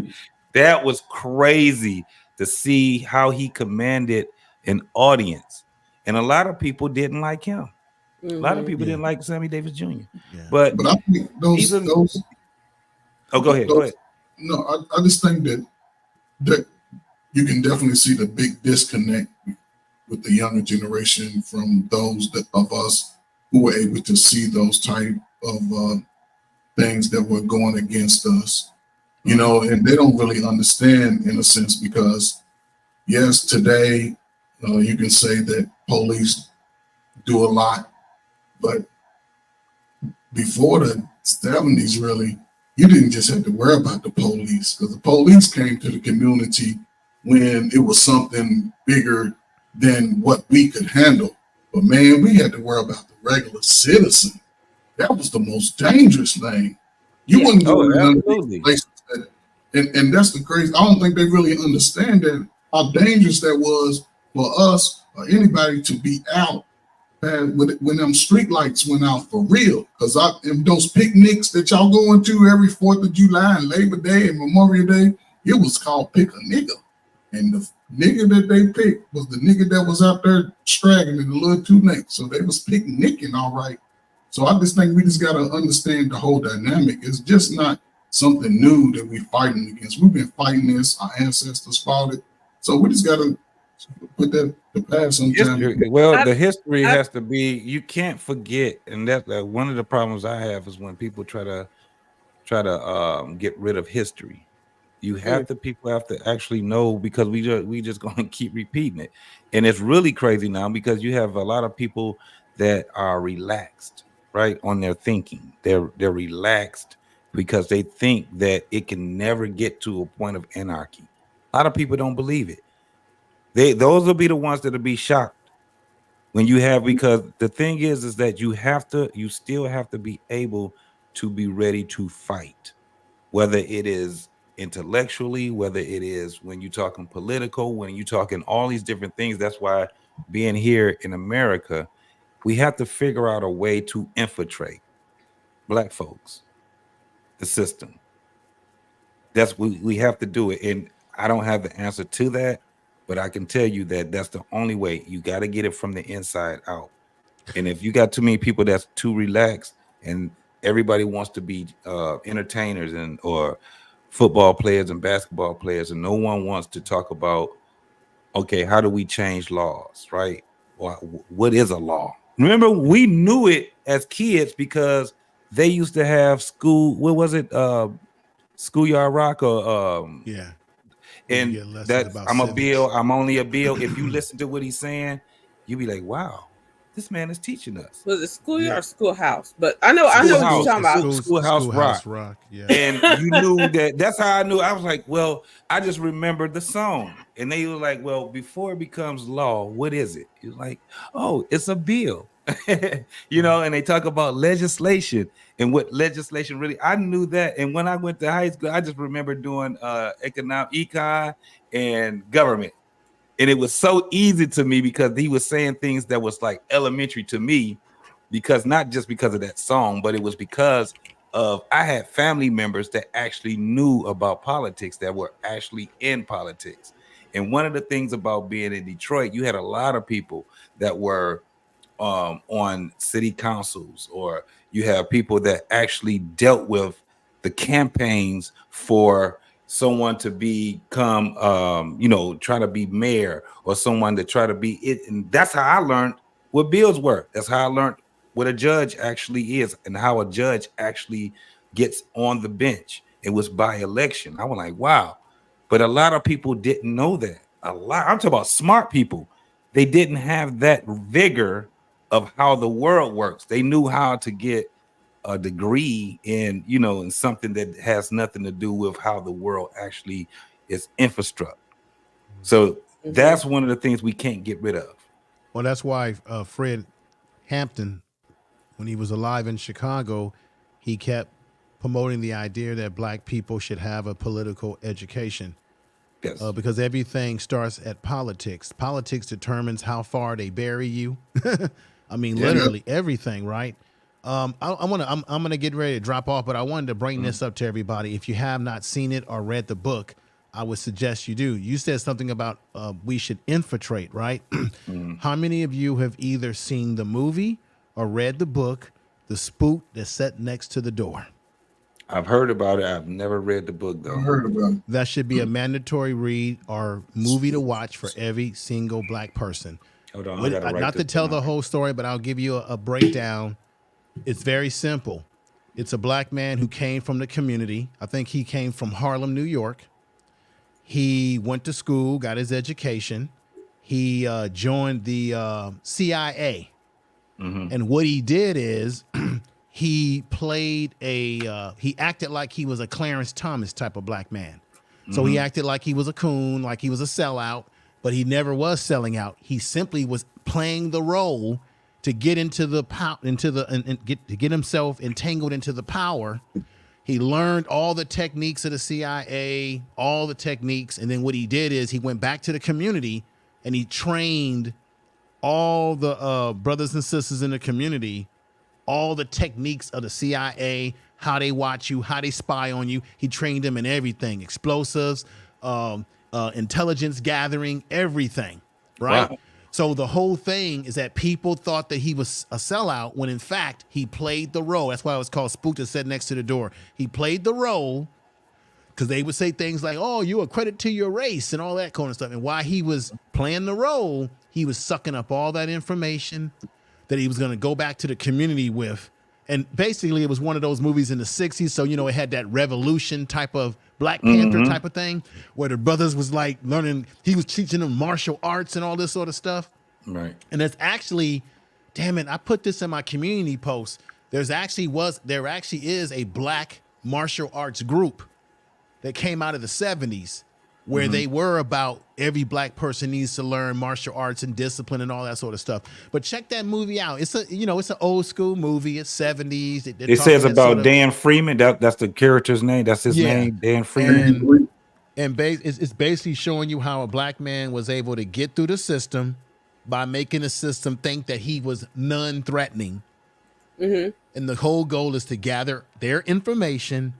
He took it back to the community and trained everybody on all the techniques. And you said the movie also along with the movie. book? If you just I Google, go on Prime. Can I go on Prime? Yeah, you probably can get it on Prime. Or another thing too. It's one of them movies from from the biopic days. Yeah, so you should be able to find it. It's probably on YouTube. If you put it on your YouTube, it's called The Spook That Sat Next to the Door. There's a book and there's the movie. But just check it out. It's it's old school type of movie, but there's some concepts in it that fits right into what you said about infiltrating. In order to infiltrate, when you talk about infiltrating, that means that black people need to infiltrate all forms of government, state government, military, meaning go in the military, learn those military skills. And then when you learn these skills, teach your people. That's what the movie was about in a nutshell. But I'm about to drop off. Y'all check it out, man. And next time we get up here together, let me know what you thought of it. I'm definitely gonna do. Yeah, I'm definitely gonna get it. I'm gonna find it on one of these. It's gonna either be YouTube, Google it. On Prime. It's gonna be on one of them. It might be on Prime. You might be able to watch it straight off on YouTube. Okay. But if you don't find it, if you have a hard time finding it, you know why you're having a hard time finding it? Because of what the movie is teaching. Yeah. Right. And also, shadow you may want to find the book. If you can't find it nowhere online, call your local libraries too. You have a main library somewhere. They have those things and they have them stored, but they in the database and they have to dig it out for you. Right. So JT, you should be able to find it, brother. But I'll try to if I find it before any of you. If you guys have a hard time finding it, I'll pull it. Okay. I got sources how to get to some of this stuff, man. I know people who might have the actual movie or CD or can burn it or whatever. Yeah. So I have a great night. This was a great discussion tonight. Appreciate you, man. All right. Appreciate you too as well. Thank you. See you later. Take care, beautiful animated. You too. Really quick, brother. Information man brought up Fred Hampton, right? Yeah. And and I'm just bringing this up, but I'm gonna move. We can have them get off of it. How the younger generation speak about some struggles that they have in the society. They have to realize that Fred Hampton was 24 years old when they actually assassinated him in front of a crowd. They assassinated him in his sleep. The movie does it no justice. The movie. He was basically in his early 20s when he tried to galvanize Chicago, and Chicago was in that space where he was putting the gangs together and everybody.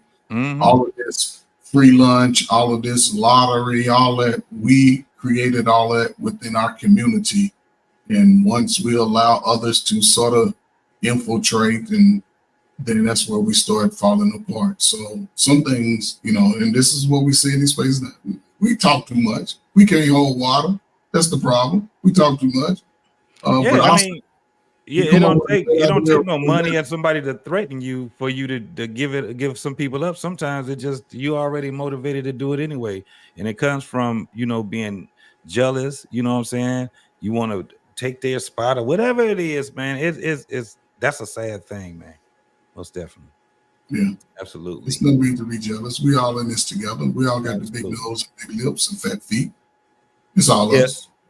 So Lou Medic said, JT, no Sammy Davis Jr. singing Hello Detroit every morning on the radio. Absolutely, with Mason in the morning. I don't know if you guys ever heard it. So they have a Hello New York. Hello New York.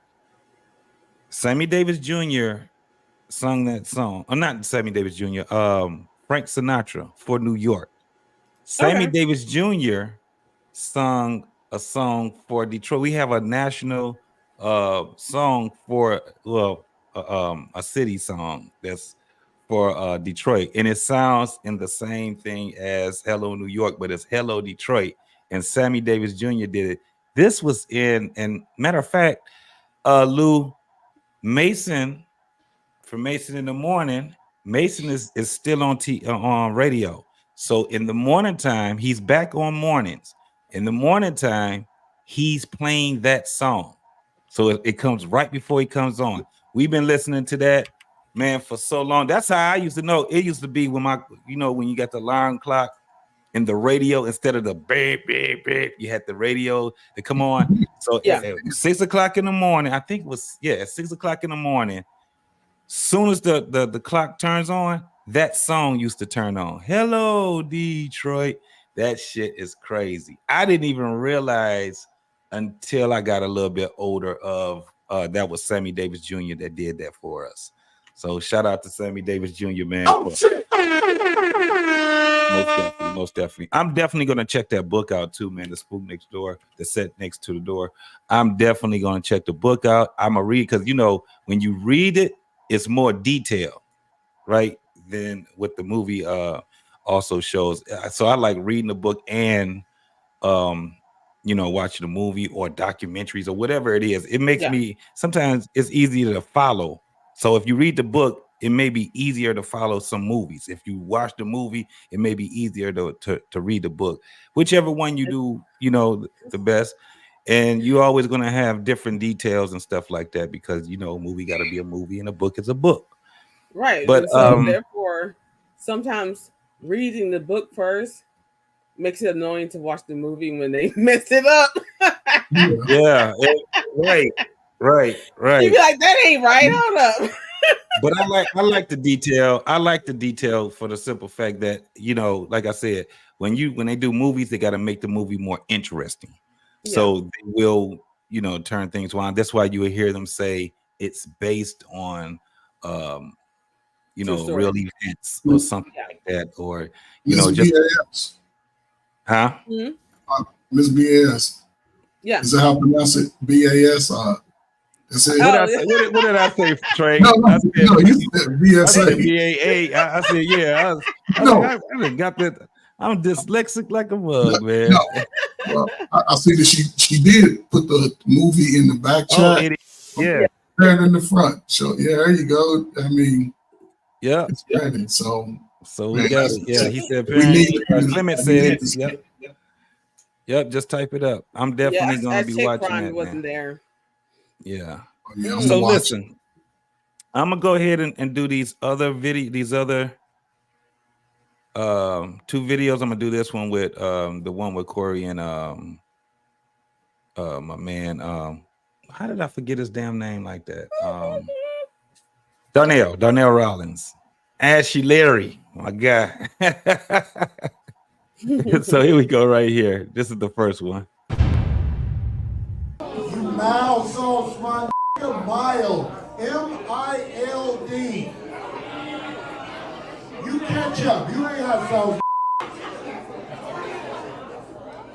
Nobody agree? So I'm wrong. Okay, I can be wrong. I'm talking about, but we at the what is this called? This is the Laugh Factory. We was at the Savoy, you wouldn't be able to be up here that long. The niggas be like, get your whole ass down, nigga. I came up in the hardest rooms in Brooklyn. And you ain't never with them rooms. You just yelling. Because I don't have a mic. I can talk to you straight up. You want to talk about it? You saying I'm mild, you saying I ain't come through the streets or the gutters is straight bull. And if you want to ask somebody, ask the mother that you know what I do. Okay, all right. Listen. This be fair. Fair conversation. No. Let's be fair. Let's be fair and real. You say you keep it 100. Know how I get down. How? 32. I rip. You rip lights? I rip. You ask any ever see me bomb. Anybody. And you ask anybody that don't know me, I keep it gangster. I don't say you. No, you trying to say I'm a bum. I ain't no bum. No, I didn't say and that saw is mild. It's mild. You know what? You know what? You know what you're doing now? You're a provocateur. You know how to incite people. Ain't nothing mild about my. People look at you. Ain't nothing. If you was at the mall, they'll put you out with your hot dog in your hand. And guess what? And guess what? And guess what? You can say what you want to say. You can say what you want to say. You calling me a mild comic is totally off. So you a strong comic. I'm a beast. I'm a beast. I'm a beast. That's right.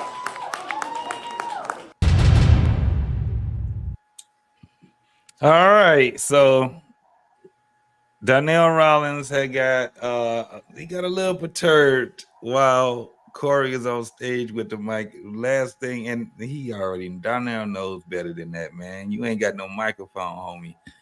Don't try to get up there and get mad, especially when you're a comic. I hate that they did it there. I think they were still in LA, somewhere around LA or whatever, but they were over that way. I've seen personally myself comedians go at it. When I DJ, I used to always do a lot of comedy shows. I used to be one of those DJs where either I rent out my PA system or I do DJing and PA, whatever it is, whatever shows they did. And I've seen some dudes that are big now that were, I guess they wasn't as big, they were known, but I seen them motherfuckers go at it. I seen a lot of shit that you will see, and a lot of times when they go at it, they're always like in the front of a fucking building. You know what I'm saying? Because that's where all the comics hang out at. They don't really try to watch other comics and shit like that. So they'll be, if they're in the small, the small clubs and stuff like that, the only place they can do is be outside hanging out in the front. The only thing is that when you're in the wrong neighborhood, that's not a good, it's not a good thing. I done seen some comics get beat up, and you don't know what it's about, because these guys, man, these dudes are, it's kind of like, it's a small family. It's like a small family of cats, and you got the ones that make it and the ones that never do. And it's a lot of jealousy. The more that I see, and now you're starting to hear the comics speak on it now. They're starting to speak on the jealousy that's always been ringing around in these circuits that they be having. It used to be that it was black comics versus white comics and shit like that. And now it's at a point where, because now you're starting to have black comics that's actually peppering through that circuit where those white comics are too. And they're kind of like separating from the ones that are still coming to Detroit, that's doing the small comedy clubs and stuff like that. But it's something that you just have to do. It's a dark ass, man. I'm telling you, I never wanted to be a comedian. When I was a kid, I was, class clown and stuff like that. Eddie Murphy, Richard Pryor, who else we had to look up to? Red Fox was the only thing I liked about Red Fox when I was a kid, because I didn't understand his comedy when I was a kid on stage, was when he was Fred Sanford. So that's what I understood with him. Rudy Ray Moore, I didn't know Rudy Ray Moore actually was trying to be funny. Robin Harris came a little bit after them as far as his being known. Now I know he was in the circuit because of, but Robin Harris came a little bit after that. I'm talking about these guys that the only ones that I actually knew that was really popping was Eddie Murphy. That was like, he was the comic of my time. And what I liked about him, not because he was on stage, because I never saw him on stage, it was Saturday Night Live. That was what I liked about him. And to this day, I still love all of that stuff. And then as you get older, then you start really looking. And that's where I heard Richard Pryor. Richard Pryor was another one that I liked. I didn't understand Red Fox's comedy until I got older. And then I said, well, shit, he was the nastiest of all these cats. Him, Wanda Page, Rudy Ray Moore. This was the funniest thing about Rudy Ray Moore. And I'm glad I saw the movie. Eddie Murphy. I don't know if you guys ever seen that, the Rudy Ray Moore movie on Netflix. Eddie Murphy played Rudy Ray Moore. Dolomite. Yeah. Oh, man. Yeah. I'm telling you, that is a great movie. Now, this is the thing about Rudy Ray Moore. As kids, we liked Rudy Ray Moore because it was funny. Cause we was like, he can't kick nobody ass with them big ass platform. Like, you know, the shit he used to do, he be doing them moves, and we was laughing, but we didn't know that he was actually doing it purposely. What he was doing was making fun of the serious, the more serious, what do they call them? Blaxploitation movies. Yeah. So he was more of he was like the comedy of it. So he was like, when you look at some of his shit, or just go, if you guys haven't seen it, go just put damn, was it called Dolomite? Yeah, it was called Dolomite. He did a remake. Eddie Murphy So started Eddie a remake Murphy, of Dolomite. Yeah, so when you see it, because what I liked about Rudy Ray Moore was he was also Petey Wheatstraw. I don't know if Yes, you remember sir. that. Yeah. The devil's son-in-law. The devil's Yes, son-in-law. Down in the jungle deep. Man, when I tell you, it was so funny Signifying to us. monkey. And I think what made it funny was because he never smiled. He never smiled. But when he used to be in them fight, I couldn't wait to see him in the fight scenes, because it's like he couldn't even lift his leg all the way up. Yeah, it was so funny to see it, man. And remember, JT, he was about the only one back then that was able to get away there and sit up there treating all them white women like they was prostitutes. Yes, and that was the other thing. On TV, on the movie scene. Yeah, that was the other thing that he did. It was crazy. I remember going with my father. It was a movie that Rudy Ray Moore came out with, and it was a movie that Richard Pryor came out with. And I think it was Which Way Is Up, and I think it was Devil's Son-in-Law that came out at the same time. I went to go see it, JT. Yeah. I went to go see both of them. Me and my friends. I was like 12, 13. I was out there. That was crazy, man. That was and it was like was with Richard Pryor. I thought that was Bill Cosby and what's his name? No, you're talking about Saturday Night. You talking about that was Saturday Night Uptown. Yeah. Okay. Yeah. They did a right. couple of movies together. It was two of them that they did. You had Saturday Night Uptown, and you had what's the other one with Jimmy Walker, JJ Walker. Is it Let's Do It Again? Yeah, let's do it again. Let's do it again. They did like 3 of them together, because there was another one. Yeah, and it was another one. Now the one they did with Jimmy Walker, that one was funny as hell. That I think we laughed through the whole damn movie. Jimmy Walker was a boxer that they had. He was a skinny ass boxer. And yeah, they hypnotized him, and he was going there kicking everybody's ass. And so they was betting on the fights. And people didn't know that they used to sneak in his right before the fights. They're sneaking there and they're hypnotize him. Then they had to unhypnotize his ass and shit. But that shit was funny as hell. And this is the thing: Jimmy Walker was big. He was a big stand-up comedian. He was huge. That's why when they did Good Times, he was the focus. Jimmy Walker was the focus. Didn't nobody know who the hell James Amos was and Esther Rowe? They didn't know who they were. They didn't know who what's the dude that played Michael? It was funny that they called him Michael Evans. Ain't it funny that Michael Evans was one of the writers for all of these movies? And Michael Evans, and this is funny, shout out to Information Man. Michael Evans was the first what's his name? George Jefferson's son. What was it? Lionel. He was the first Lionel. Yeah. That's who he was. Michael Evans was. And then you had Bernadette, who played Thelma. Did nobody know who she was? I think she the finest woman in the history of TV sitcom. In her 60s, man. Yes, she's in her 60s. Yeah. She is gorgeous. But Jimmy Walker was, he was in that Hollywood life. And they didn't want him to be an influence on Bernadette.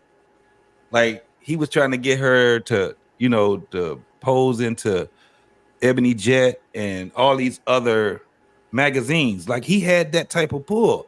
But James Amos and Esther Rowe, they were against it. They were like, hell no. They were trying to keep her away from Jimmy Walker. He's gonna have your ass in Studio 54 doing cocaine like the rest of these motherfuckers. Nope, we don't need that. So it was a lot that was going on between them Jimmy was hanging personally. around a bunch of all them goddamn white people out there back then. Jimmy Walker hung. No, you ain't understanding me, dog. Jimmy Walker was big. JJ, I had a JJ dial, dog. Jimmy Walker was huge. Yeah, JJ was big. He was huge. He was like how you see these comics now. He's a stand-up comedian. That's how he is. And he was funny. No, I remember that. Yeah. Yeah. But they didn't like her being around him. Plus, remember, I don't know if you remember this. James Amos was not supposed to be oh yeah, he wasn't supposed he was not supposed to be the husband of Florida. He was not supposed to be and then when the shit started hitting the fan, they killed him off. It was fucked up how they killed him off too, wasn't it? Damn. There you go. I could not stand good times after that. But see, think about it, JT. That was the beginning of when they started making it to where you had the mother and just the kid raising the kids on her own. There was that feminist movement. Yeah, they were right. James always played that hard nose. No, ain't nothing. We ain't accepting nothing. We gonna struggle together as a family. I don't give a damn if we stay up in this one bedroom, a goddamn apartment until the day we die. This is how it's gonna be. He was like, hey, what do you used to call him, Jack? You like, we ain't taking your money, Jack. You can take that and get the hell on out of here. He was very protective of the family, the image that of a black man, portraying as a black family, black man and a black family, and him and Esther Rowe, both, right. But he was more firm. I guess he's viewed as more firm because he's the man, whatever. So, he was intimidating. You know what I'm saying? Now, do you know what he was before he was the father? Do you know what he was known for before he was the father? Wasn't he playing the Roots or something like that? No, that was after. That was doing around about the same time. It was the time, but he played football. That's right, he did. He was a football player. Hey, most of them were though, man, doing that black most of those, most of them. You had Fred the Hammer. You had Jim Brown. Jim Brown. Yeah, all of them. But Richard Roundtree, he played football too, didn't he? Yeah. Richard Roundtree, he played football also. Yeah. These dudes they didn't not look what the fuck we got. God damn. You remember they used to have the beards and the pork chop sideburns with the frozen little part right there. You know what I'm saying? Now look what the hell we got. Remember I was gonna get you suckered, old man, with Jim Kelly and all them? Yeah.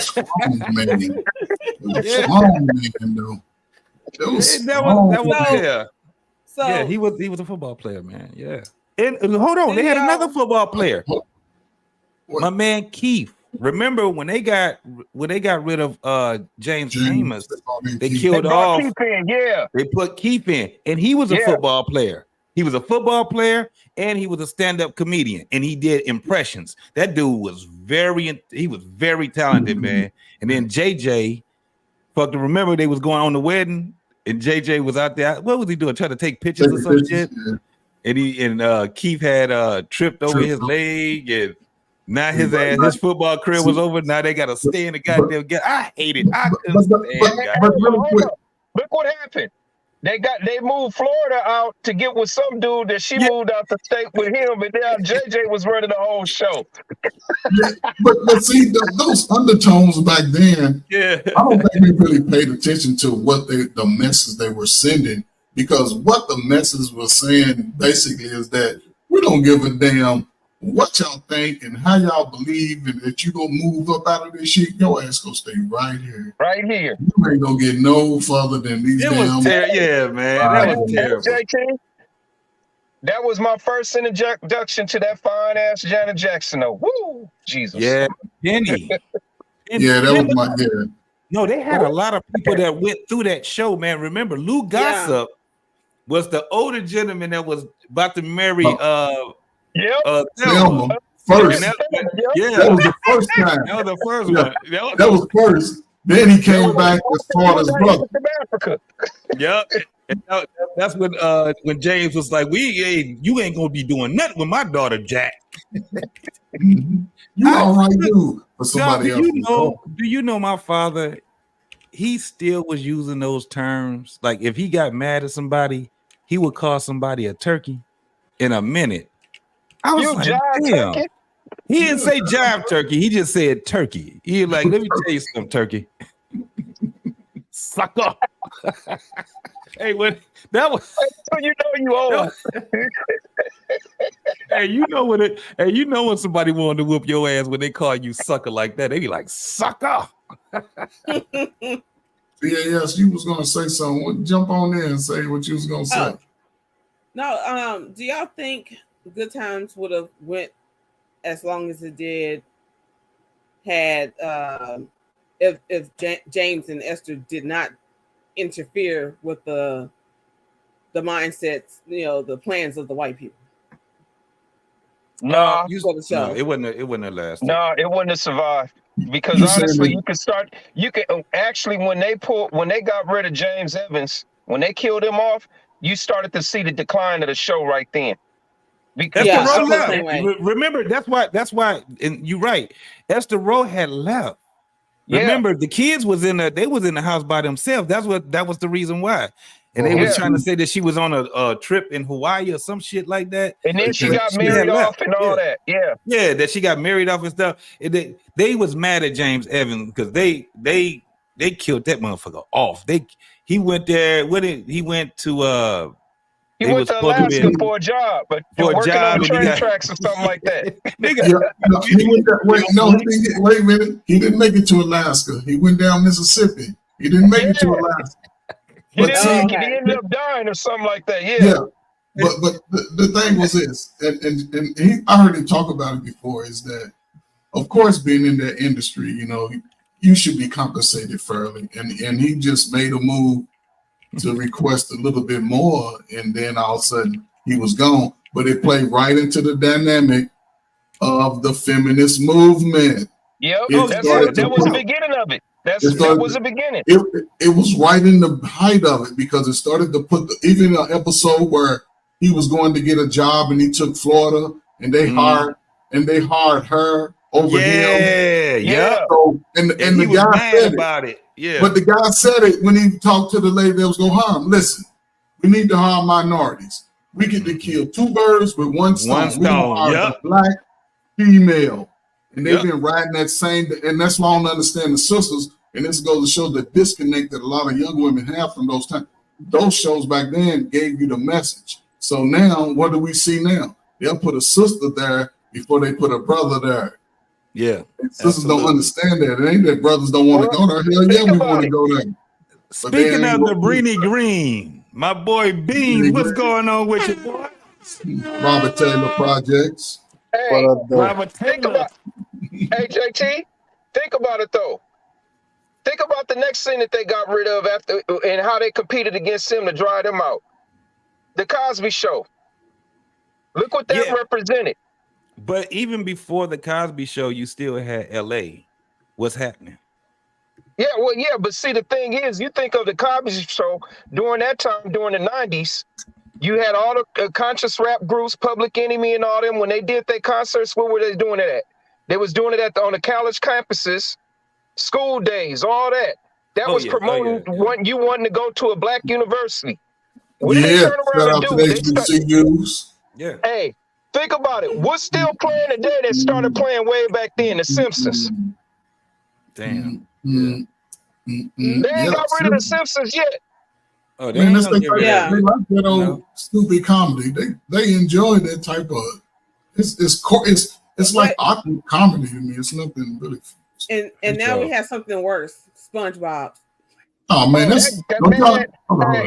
It's horrible. Hey, Trey, hold on. That's the epitome of the LGBT, the alphabet mafia community, dude. What's up, Beans? What's going on, man? Let me say this real quick, right, before we get too far off of it, because I think. Turn your mic up, Beans. actually that's gonna be hard to do. I ain't even know I'm plugged into my mic right now. I got you. But yeah, I think that was really a good question that BAS asked.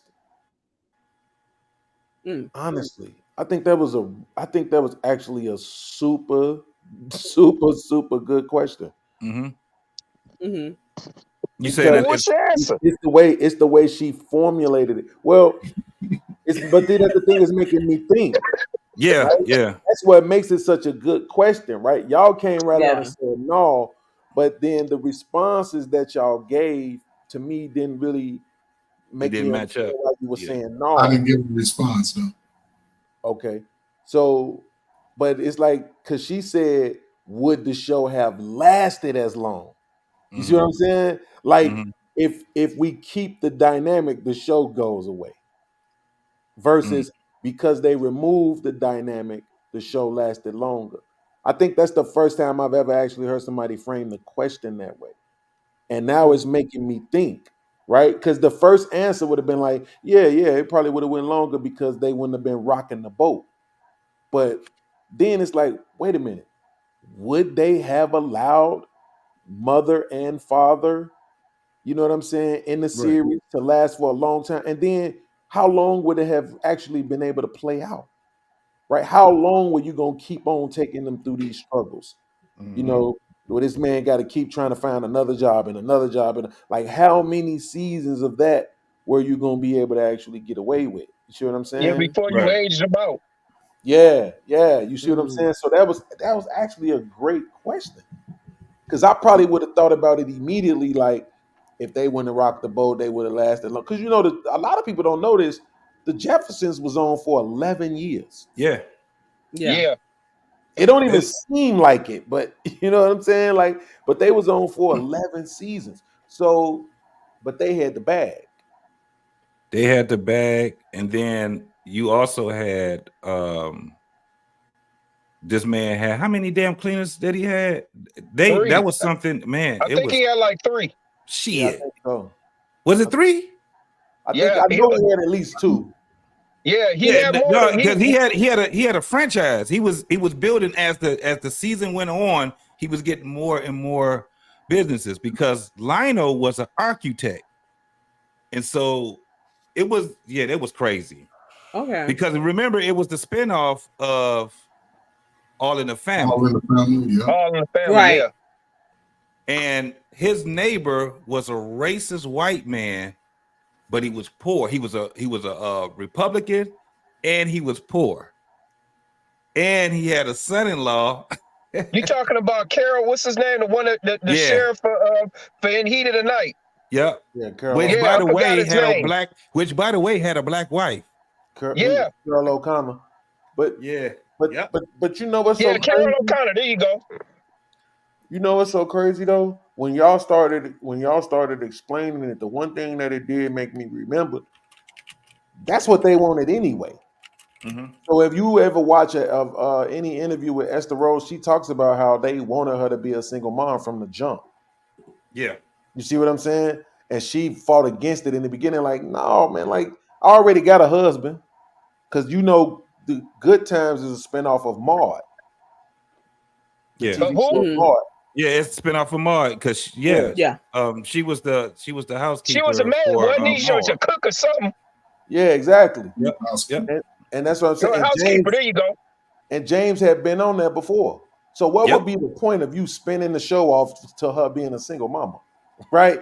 Like when you've already showed up with a man. So it really didn't make sense, right? And she fought against it in the beginning. And then of course, I know y'all know that the issue that they ended up having was the show became about JJ and it became kind of really goofy to them. Yeah, they didn't even want to do it with him. They wanted somebody else. They was like, not this buffoon. They didn't like him at all. They couldn't stand goddamn Jimmy Walker. They could not stand him.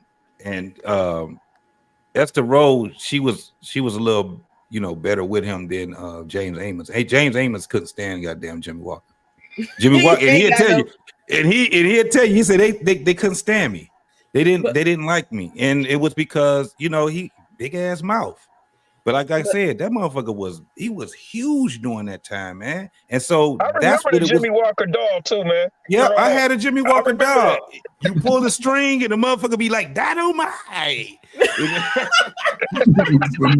Hello, this is the Casanova of the ghetto. You know, all of that shit. But I mean, that's why James was so good for that part, because he was just being himself. Yeah. He was my father. That short temper was real. But see, that was the thing, though. James Evans portrayed every one of our grandfathers and our fathers in our lives growing up, so it was more relatable to know what you saw him do on a TV screen. You turned right around, you looking at your uncle or your father or your grandfather, somebody that had that strong male presence.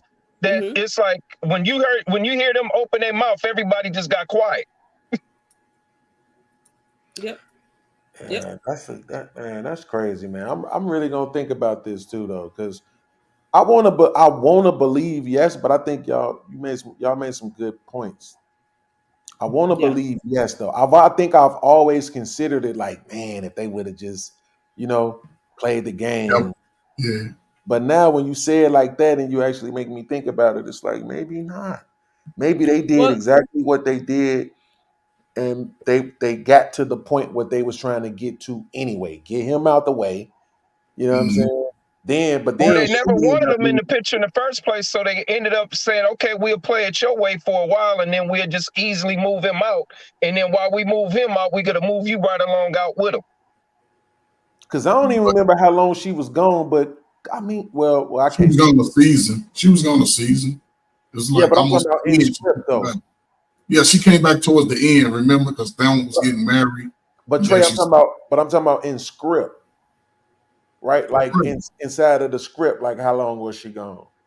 You see what I'm saying? That's what I'm saying. She was gone at the beginning of the season because then the focus was on JJ and a little bit of Valona, and Penny came in the picture, and then Keith, and then towards that end, now all of a sudden Thelma's getting married. They talked to her. I remember they talked to her on the phone. Yeah, because she was already married then. No, she came back for the wedding. No, Florida got married. Remember? Yeah, Florida was gone. She was gone for the wedding. But I'm talking about Thelma. Yeah, but I'm saying like, okay, so when I was young, when I was 5, let me see, 5. Yeah, 5. What year was that, Beans? What year was that? What year were you 5, Beans? 82. 82. Oh, dang. I was 10 years 14. Old. So my mom left and went to the military, right? So it's not far-fetched that a mom could leave, but under them circumstances, and she wasn't even like, as far as I know, what was she doing besides going and being with that dude?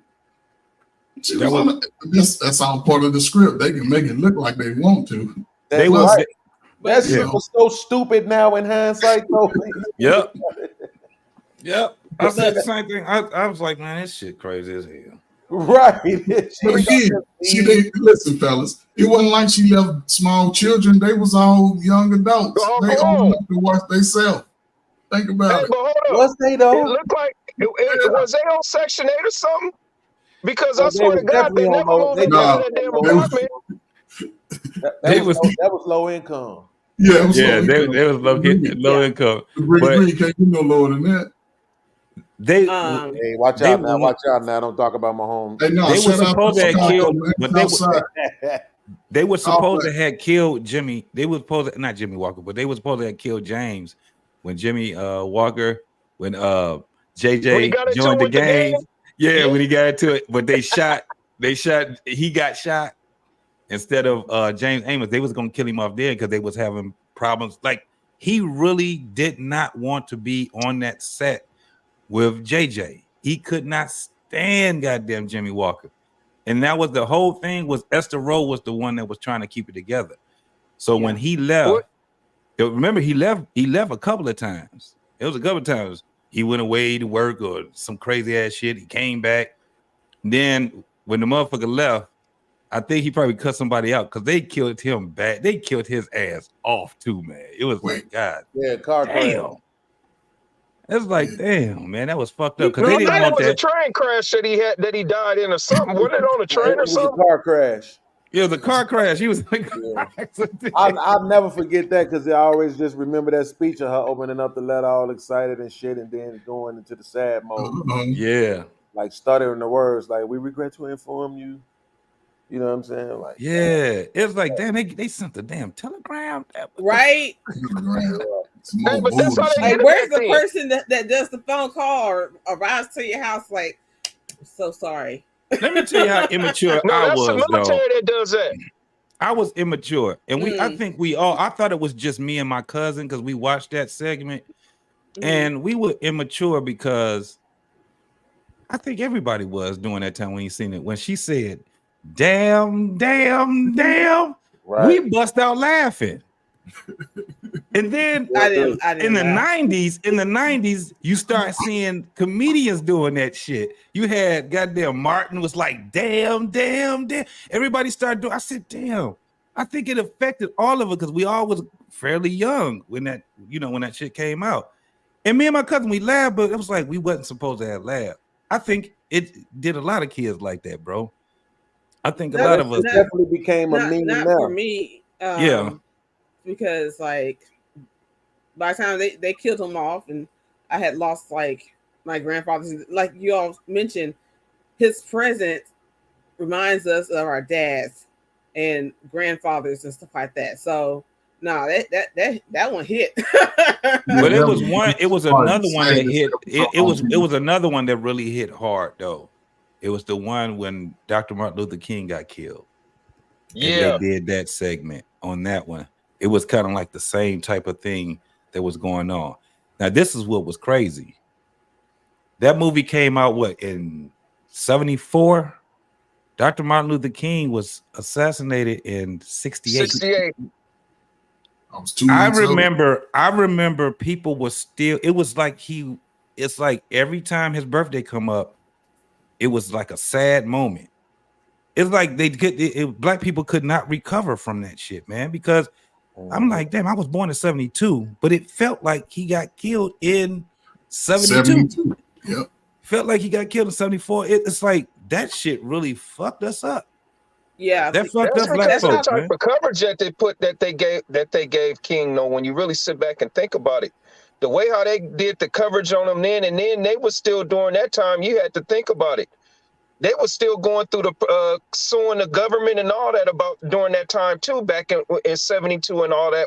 So it was still very relevant to a lot of people during that time because for a very long time. Yeah. So you got to when they wanted to make it a holiday. Dude from Arizona, I can't think of his name. He was a prisoner of war. Mm-hmm. He was the only one that who stood up against it and was like, "No, we're not gonna do it." His daughter's dang, I can't think of his name. John McCain. Yeah, there you go, John McCain. Yeah, him. Yep. So I mean, you got to think. You think about it. The type of what that civil rights movement did for the black community as a whole. Dog, they just made his birthday. What year was that?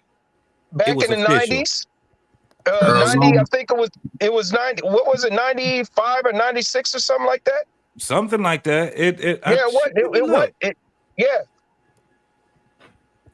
And Arizona was the last state to do it, to accept it because of John McCain. Yep. Yeah, see, it don't have the same impact on the younger generations now. No, I definitely lived through that too as well. I mean, it's one of the reasons why, like, when my peoples do balloon releases and shit for family members, I don't go. I'm like, man, I don't want to go out and release balloons and all that and be in remembrance of the death. Like, I don't do that. Like, if y'all want to have a party on the birthday, you know what I'm saying, where we party, kick it, talk, whatever we do, hang out, that's different. But I don't want to, memorialize the actual death. Right. So, but that's what they did with us with that. I mean, you talking about in real life, and that's big. But the fact that they was indoctrinating the kids into that shit, that trauma every year, just always reminding us of that shit over and over and over again. The songs and shit. I mean, we thought it was cool, but after a while, you realize the effect that it actually has. Beans. I remember being in a play about when he got shot. I remember it was my boy Zany. He played Dr. Martin Luther King, and I remember it was reenacted. It was crazy. I was one of the guys that was walking with him, and it was like somebody did something to make it sound like it was a gunshot, and he fell. We kids were you right? That shit was weird, man. That shit traumatizing. You realize it, like, man. I've been talking to my mom. Wow. Right? My mom retired a couple of years ago. She was a teacher and shit for a long time. Before that, she was to the teachers. But this was so crazy, right? When I was in college, they be wanting you to write essays and shit and all this. And I used to just, tell them like, look, man, I can't write no essay about, Vladimir Kondrashnik, none of these other motherfuckers y'all want me to write about. Like, I gotta write about shit that I care about, shit that, you know what I'm saying, is gonna because that's what's gonna make me do my best work. And so that's when I really started deep diving into certain stuff. This when Hidden Colors and Tariq Nasheed and Dr. Umar and all them was really starting to blow up. Mm-hmm. And that's when I found out about Dr. Cress Wilson. Mm-hmm. And I found out about this brother, Dr. Kunjufu, who in the 80s was talking about the same stuff that Hidden Colors, talking about the same stuff that Dr. Umar was talking about as it pertains to the school to prison pipeline, as it pertains to the misdiagnosing of children as far as their behaviors go and all this different type of stuff, the impact of single mother homes. Like he's talking about all of this stuff in the 80s. Yes, sir. And I'm sitting here saying to my mom and my uncle and my aunties, I'm like, y'all wasn't seeing none of this. They like, I said the same thing. We never saw none of this stuff that you showing us now. We've never seen none of it before. But being my mom said the same thing. She said, I didn't know any of this stuff. I was like, damn, you was a teenager when a lot of this stuff was going on. You was you know what I'm saying? You was of mine. They never was taught that.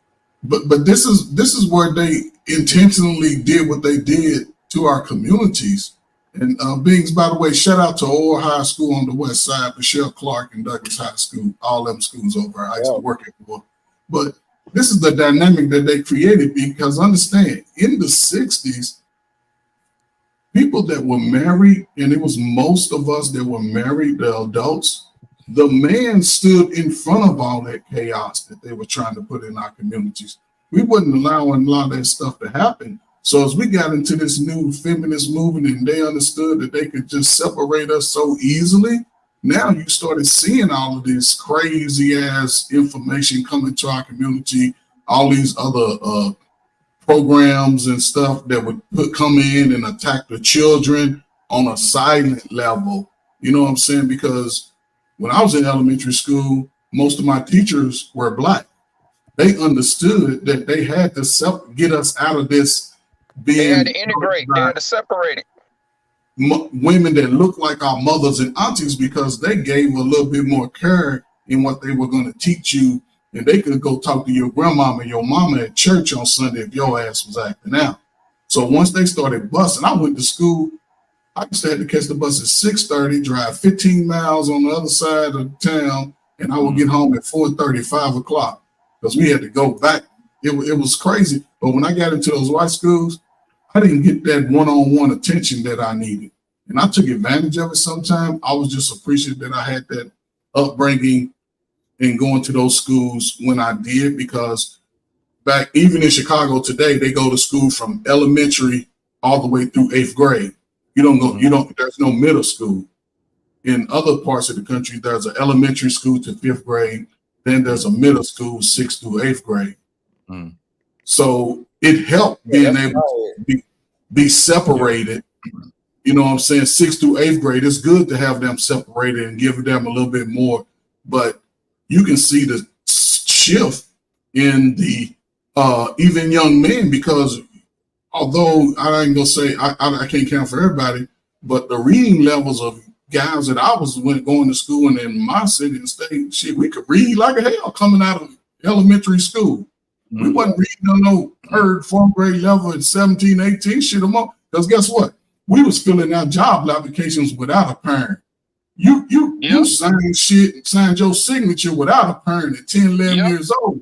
You didn't need your mama to show up for you to apply for a job at 13, 14. All that shit was done. Only thing you need was your mama, maybe some tax documents when you was filling out college applications. All that was done by you, the teenager.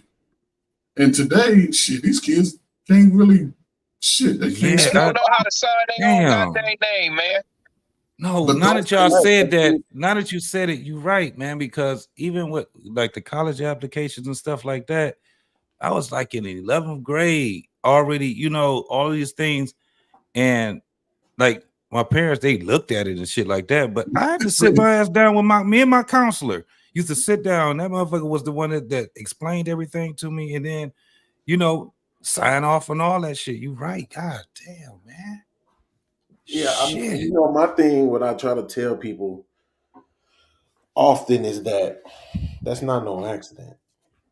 Nope. You know, right. Like none of this stuff that you see going on is an accident. None of this stuff in America, bro. Like there's nothing in America that you see that is an accident or even a coincidence. Not at all. All of it is planned for. We're talking about people who run the freaking world, you know.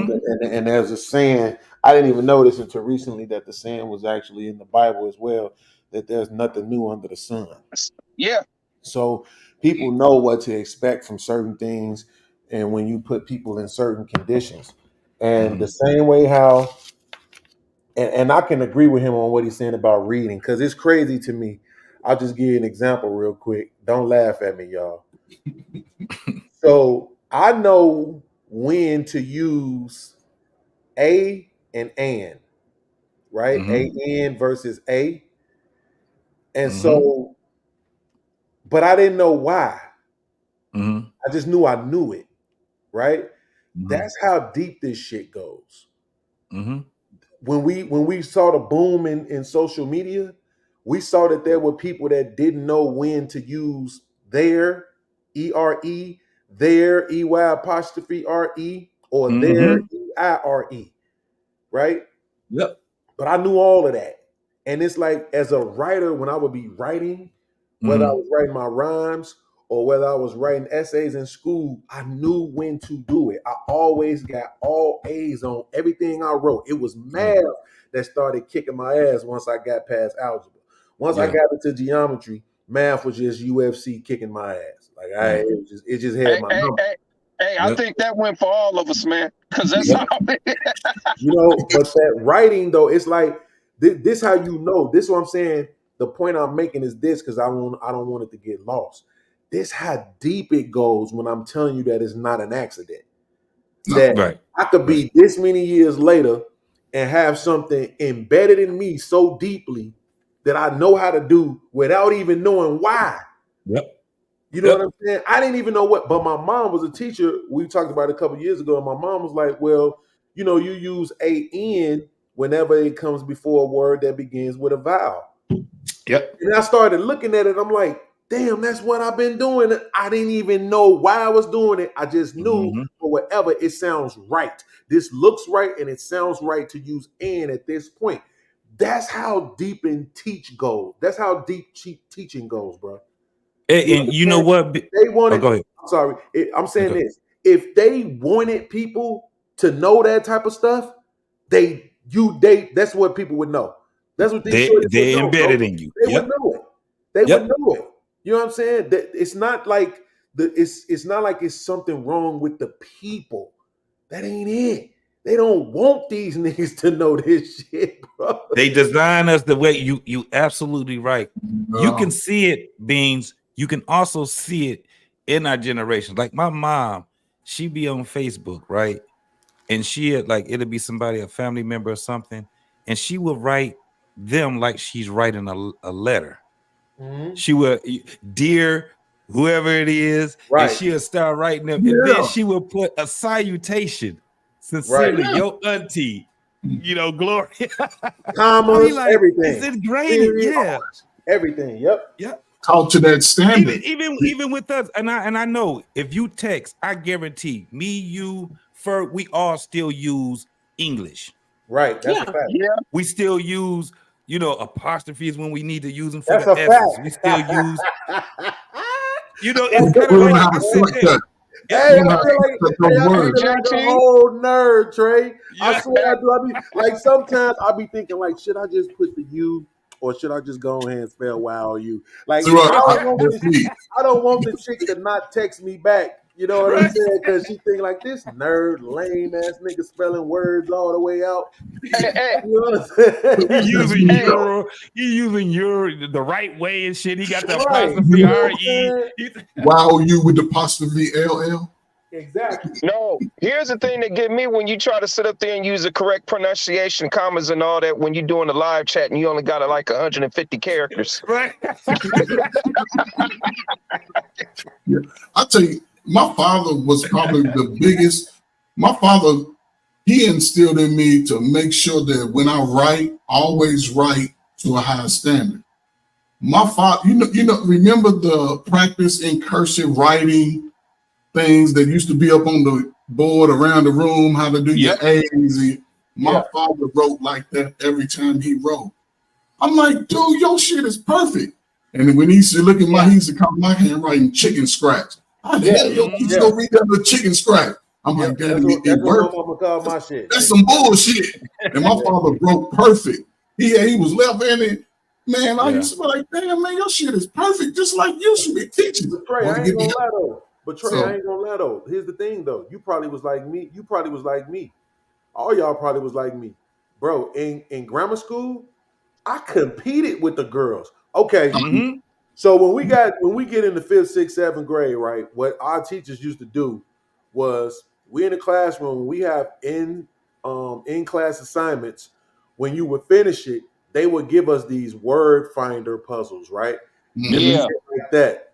So now we trying to hurry up, get the test done, so you can hurry up, get the word finder done, then finish that faster, right? Bro, I would never forget Kimberly, Elizabeth Wyman, Angela Brooks, and Carmen Bruton. I'm never gonna forget these girls. They was the smartest girls in the class. After all these years, I still remember all their names, remember all their faces. And they used to be. Which one of them you tried to date and they told you no? Angela Brooks, goddammit. Angela Brooks, goddammit. Oh my God, I used to follow that motherfucker around like a puppy, boy. Stalking in the Lord have mercy, man. If y'all see, it's a TV show that's out right now called Three Little Birds. Mm-hmm. It's about this guy wrote it about his mom and her experience leaving from Kingston, Jamaica, going to the UK. And they got this one light-skinned chick that's on there. She remind me of Angela. I mean, ass everywhere, light skin, little as hell, just super cute. And Angela had these really big lips. I mean, it just, you couldn't miss them. Man, I used to follow that girl around everywhere where she was at. I'm trying to sit 20, 30 feet away so I could just watch her, bro. Just look at her. Yeah, I remember those days, man. Just looking at them, just like, man, I can be your boyfriend if you just let me. Well, can't get off your mind. Like all the goddamn stupid ass jocks. So, hey, Scorch, I was the king of love letters. What are you talking about? No, I said they would fall in love with the goddamn jocks, the football and basketball players. I agree with you. I'm just saying. I was that jock. I was the king of love letters, but I'm talking about every girl got a love letter for me. Yeah. Let me count the ways. You understand me? Simping. Okay, baby, that nigga was simping before. Nigga, he ain't by himself. I ain't gonna even lie. Shit, I remember I had stole something to get this girl something to at school. I was like, man, she took that shit from me. She took that shit from me and didn't even broke my goddamn heart, man. I was like, I'm looking at her like I stole that shit. The work it took for me to do this shit. some necklace or it was something I got, man. You know, risk your life. Right. Shit. Bro, do you know how many times I ordered shit off the Home Shopping Network for girls? Them little $9.99 ass chains and shit. Yes. To turn your neck green and shit. Well, I was in love with every woman. All the girls. I was in love with all of them, though. That's the difference. Like, I really, really, really was in love. I'm talking about to this day, nobody can convince me that I wasn't in love with all of them. That's my percent. You know the cold part about it is, you think about the girls you chased back then, and it seems like nothing's changed because some of us still do some of the same things we did as grown-ups, as grown men, to get the attention of these women. I think it's innate in us as men, man. I think it's innate. Yeah. I think we just if we were conditioned a certain way, it kind of fucks it up for us. But like what Beans was just saying, we've always felt like this. We feel like this for women. We love fucking women, man. I'm telling you, we love fucking women. Women have no idea of how a man we be thinking. We be having it in our mind. Like when I see her, I know what I'm gonna say to her. And it may not come out. And you can start fumbling. Oh, nigga, I done fucked the whole line up and everything. Just bear with me. I had the shit together. I'm gonna tell you what I think is the difference between men and women. Now I could be wrong, right? I could be wrong on this.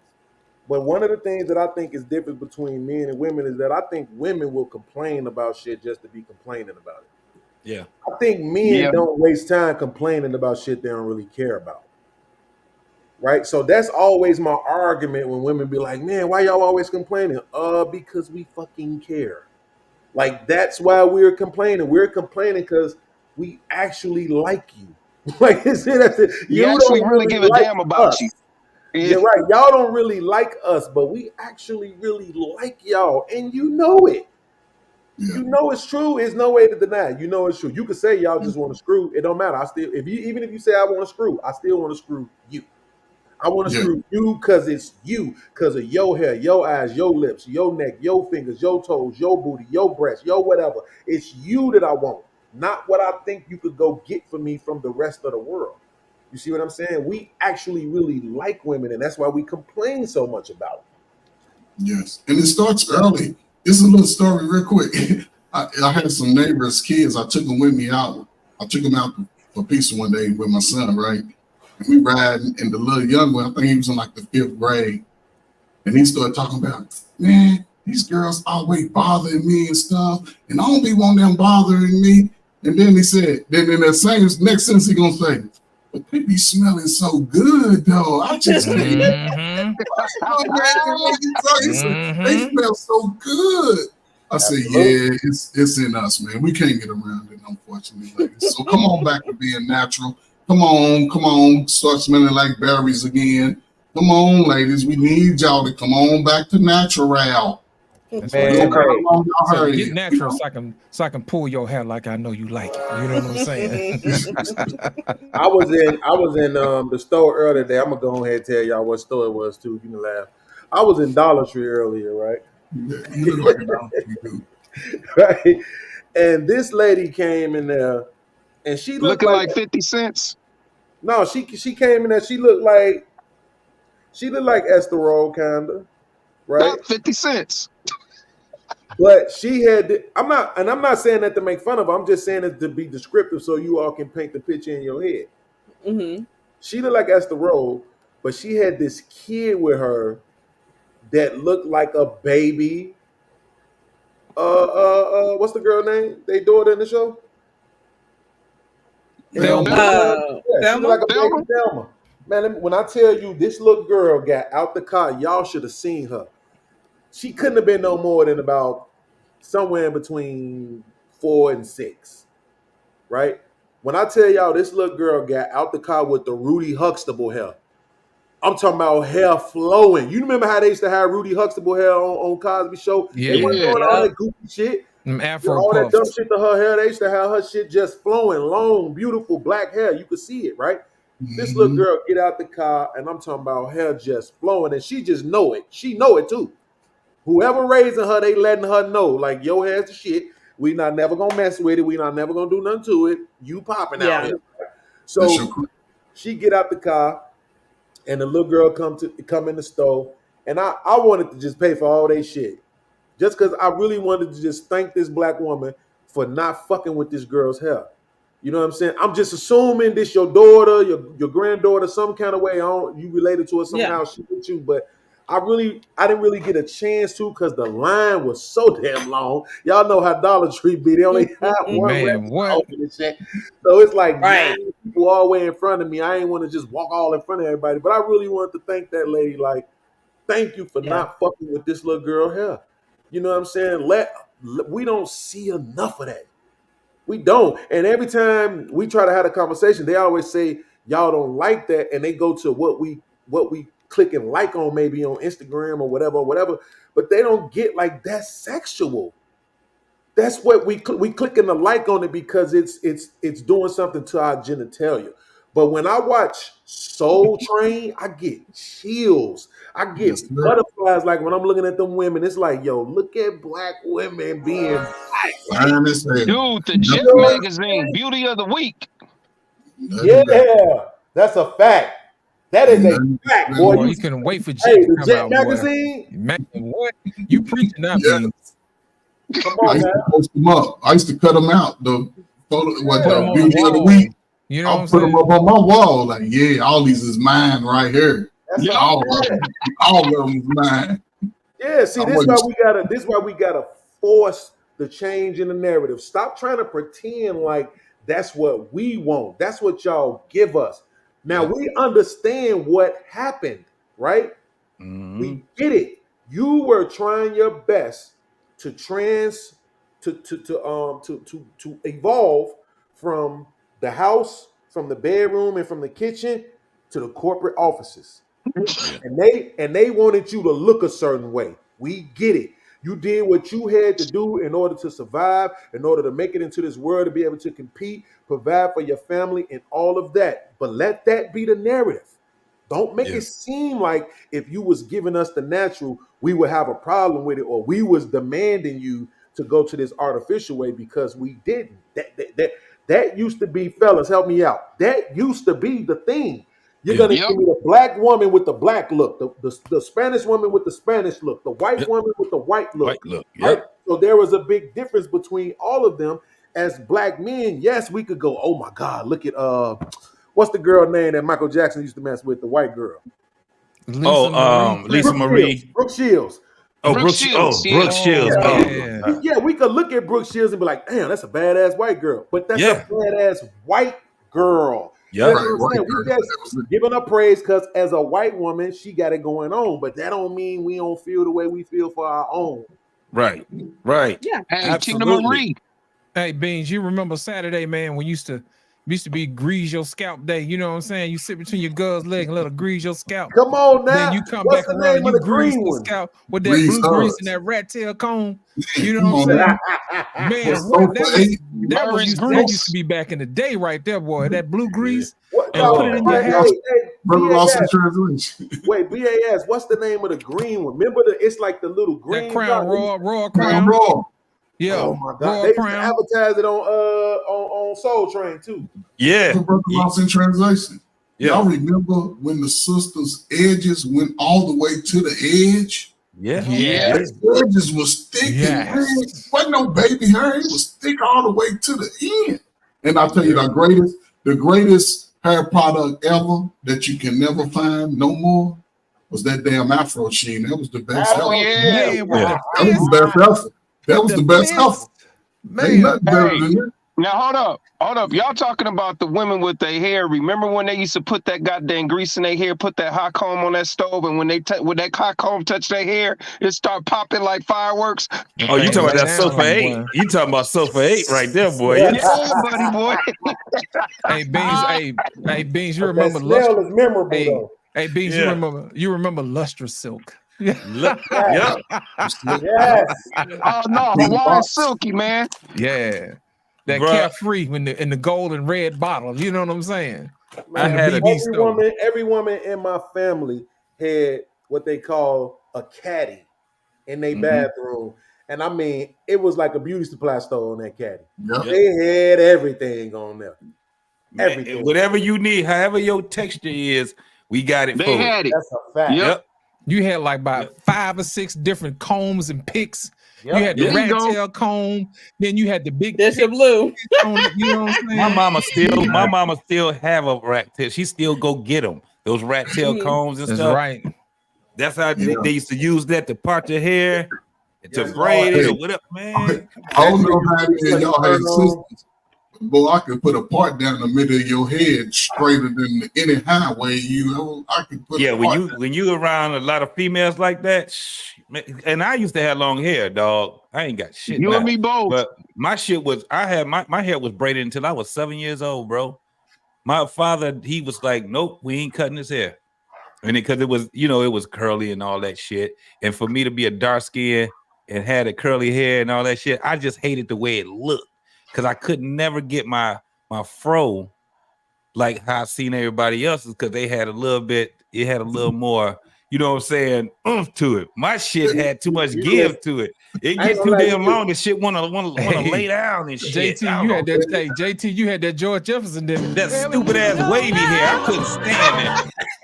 Yeah, you just, I ain't gonna lie, you just. And my father had a nerve to put a part in my fucking head. I'm like, man, what the fuck is? I'm going around here looking like goddamn Frederick Douglass. The kids used to call me Frederick Douglass. They used to be like, Freddie.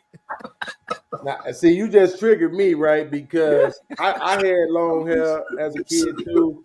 I can't remember exactly how old I was. It was a couple of years after school started. My mom always tells the story about how I just kept crying and begging her to cut my hair off, you know, because the kids was messing with me and stuff. And it's like, now that I think about it, it's just like, damn, why would we be hating like that? These niggas was really hating on the kid like that. You know what I'm saying? Like, really had me all bent out of shape because my hair was better than theirs, bro. Right. I let them niggas talk me into getting my hair cut off, man. Man, I wanted my shit cut so bad. I remember my father, the first time I had my first haircut, that nigga only cut like a half an inch off of that motherfucker. I'm like, that ain't no haircut. I want it like my brother's.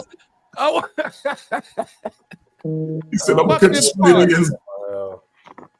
Yeah, man, it didn't act right. My hair didn't want to act right. I hated that shit. And everybody was, you know, the older people, they liked it. You know, they played it and shit like that and braided and all that shit. Yeah.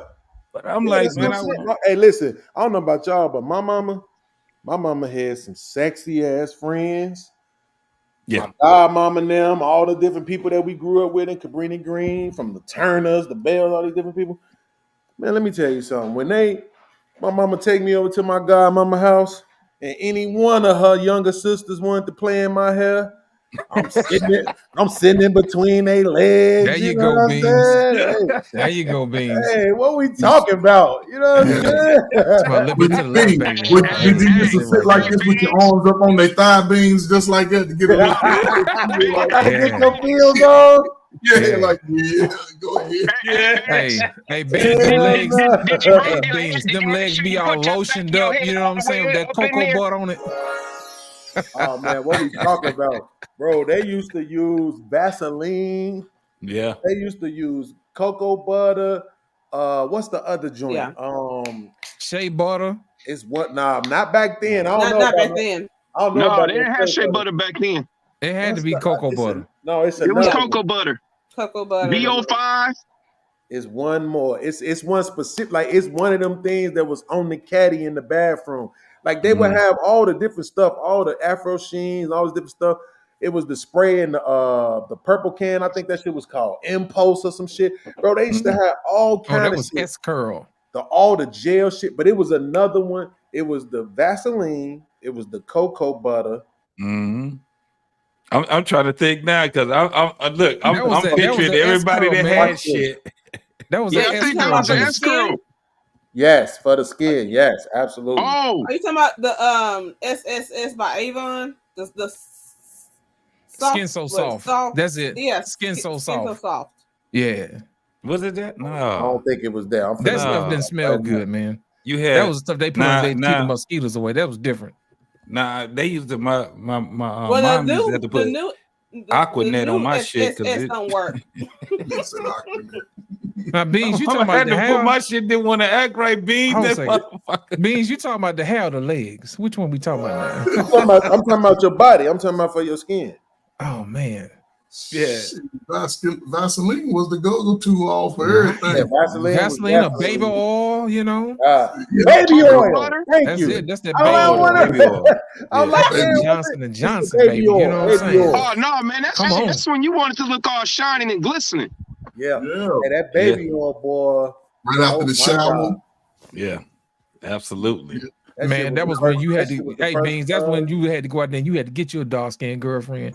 Boy, when that baby oil hit that dark skin, boy, that's a fact. You ain't never my lied. goodness. You ain't never lied. That baby No, white oil, school- them dark skin Oh yeah, White School yeah. Podcast, Pink Lotion. I remember that. Yeah, that pink lotion, that baby I used to lotion. put Yeah. that in my hair. Nigga said pink lotion. You had sisters. Oh, stop playing. Don't forget about Johnson and Johnson's. Yeah, man. Yes, sir. Shit. But that Man. baby oil was that baby oil, that was the original KY jelly, damn. Man, I'm Yeah, telling you, yeah. Beans, I don't know about none of that now. It was the baby oil. Yes, it was. man, hey, Beans, that was when chicks used to lotion their legs up. They used to walk out the house and they used to hit them with the theme music. You can hear them when they walk out the house. You can't keep running in and out of my life. You know what I'm saying? I want you for my lover. My lover and my wife. Oh, baby. Yeah. All that shit was my baby summer. mama, Yeah. when I met my son mama in 2004, right? Yeah. She lived down, it's the Cabrini Green area, but it's a specific set of homes. I'm blanking on the name of it right now. I forget it. It's over there on Orleans. But bro, my baby, this was the last woman I ever seen do this. Her bathing routine, no less than an hour. Yes. Damn. No less. Hold up, Yes. Beans. No less.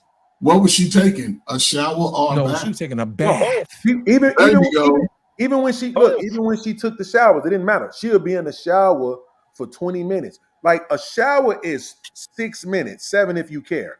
Right? Like it's not really that long, right? Especially when you're young and you can reach your legs faster, right? As you get older, it might take you a little bit longer. But a regular shower is about 6 minutes tops, right? Right. My baby mom used to be in the shower for 20 minutes, bro. And Run then all the when she hot got water out out of the there. shower, it was like 3 layers. It was a different kind of lotion. It was a different kind of grease. She put some different on her legs than she put on her toes. Some different on her arms and chest than she put on her toes and legs.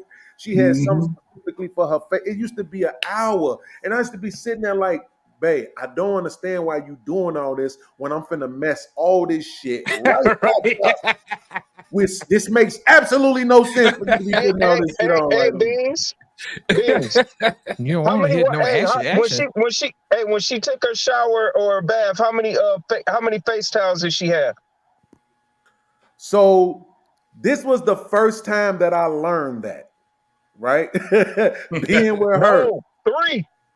This was the first. Well, I know somebody who used 3. Well, what it was she had a soap that she used for. I've adopted this to this day. She has a soap that she used for her face. She has a soap that she used on her body, right? And then she had another shampoo that she used in her hair. But the towel, she didn't even use that on her face at all. The towel was just only for, you know what I'm saying, the body parts. But she also used, what are those things called? Loofahs. Yeah, the loofahs. So she would have the loofah that she would use in her private areas, right? Then she would use the towel for her other body, and then she would use the soap only on her face. She would just use her hands. She's like, I'm not finna be digging all in my. I have that set up right now. If I take my camera in my bathroom, you see my towel hanging on the top of the shower. You see my loofah hanging from the shower knob, right? You see my bottle. I got Dr. Teal's cannabis sativa body wash, and then I got my Irish Spring that I use on my face. I adopted that from her. Shout out to you, baby mama. Hey, look, I got that. I got a process too. It's kind of similar. I got different soaps for all kind of shit. Black soap for my face. Yeah. I got the other soap for the body. I got the loofah because I need to exfoliate my shit. Yes, sir. Exfoliate. Yeah. What the hell is a loofah? It's one of them little fluffy little round things that you see. They come in $4 and $3 for a pack of 5. Axe got a loofah strictly for men. So it's on one side, it's real firm, it's for the exfoliation, then the other one is kind of like how you get the other loofah. My English understanding ain't that good. What the hell did you just say? Exfoliate. Hey, Beans, if you really want to get your skin clean, you get you some of this Dr. Bronner's peppermint. You know what I'm saying? Hey, you put that on your whole booty be whistling. Baby, your whole ass be winter fresh up. I started buying that black soap too. I be buying the hemp soap too.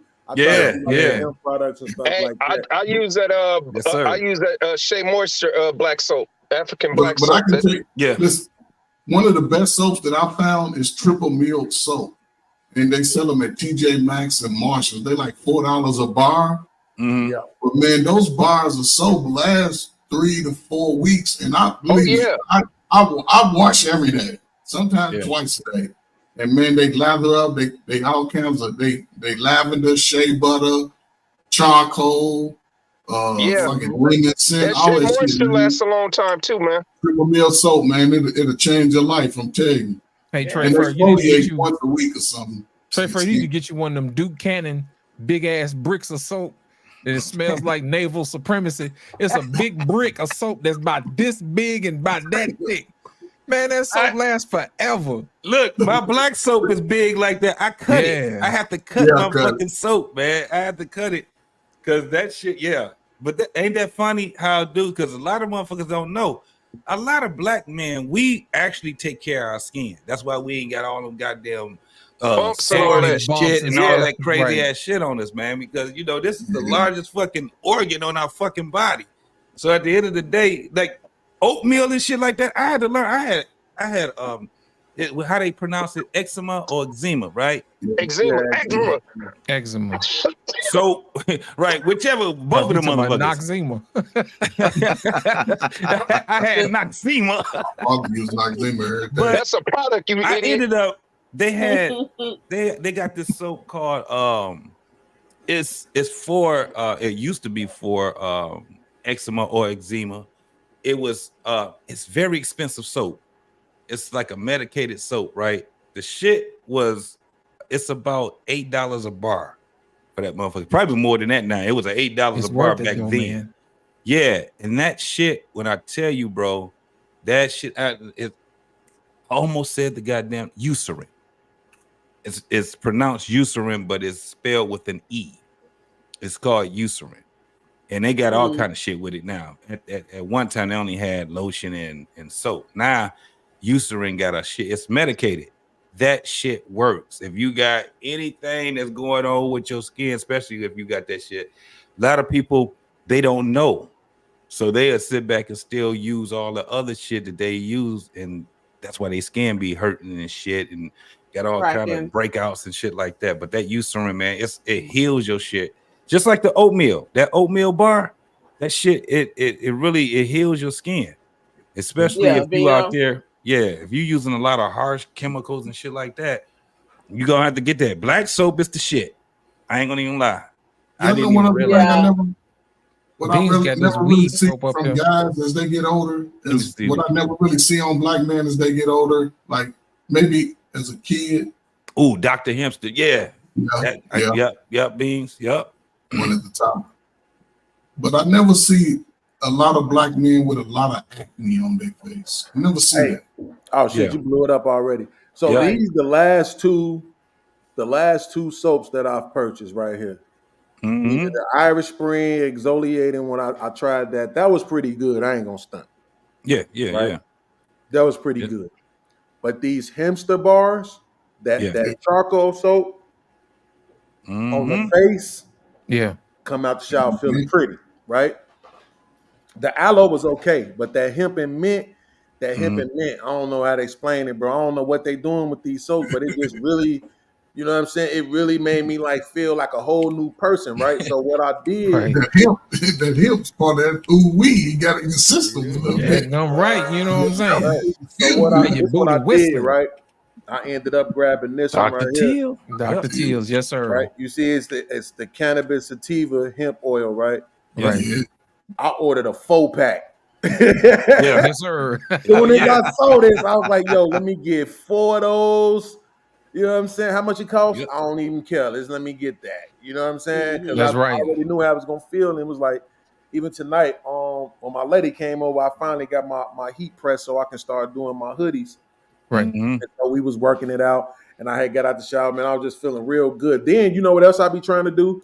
What's that? I be trying to try different deodorants too, right? Oh yeah. A lot of them deodorants. So this is the one I'm working with now. Harry's. I've seen Harry's. Yeah.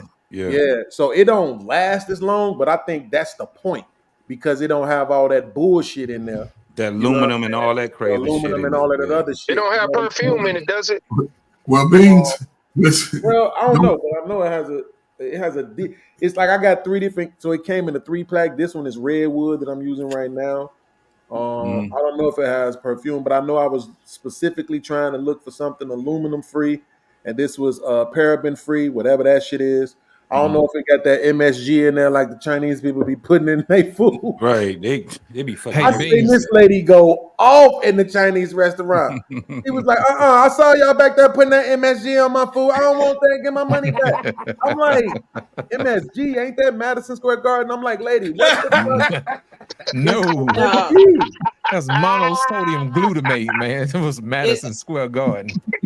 It makes people sick though. That's right. A lot of people get sick. Yeah. They call it umami. Umami. That's what they call it. But you need to get you some of this right. This is that Mando. This is actually Mount Fuji. Boy, let me tell you something. This stuff is good. It's aluminum free.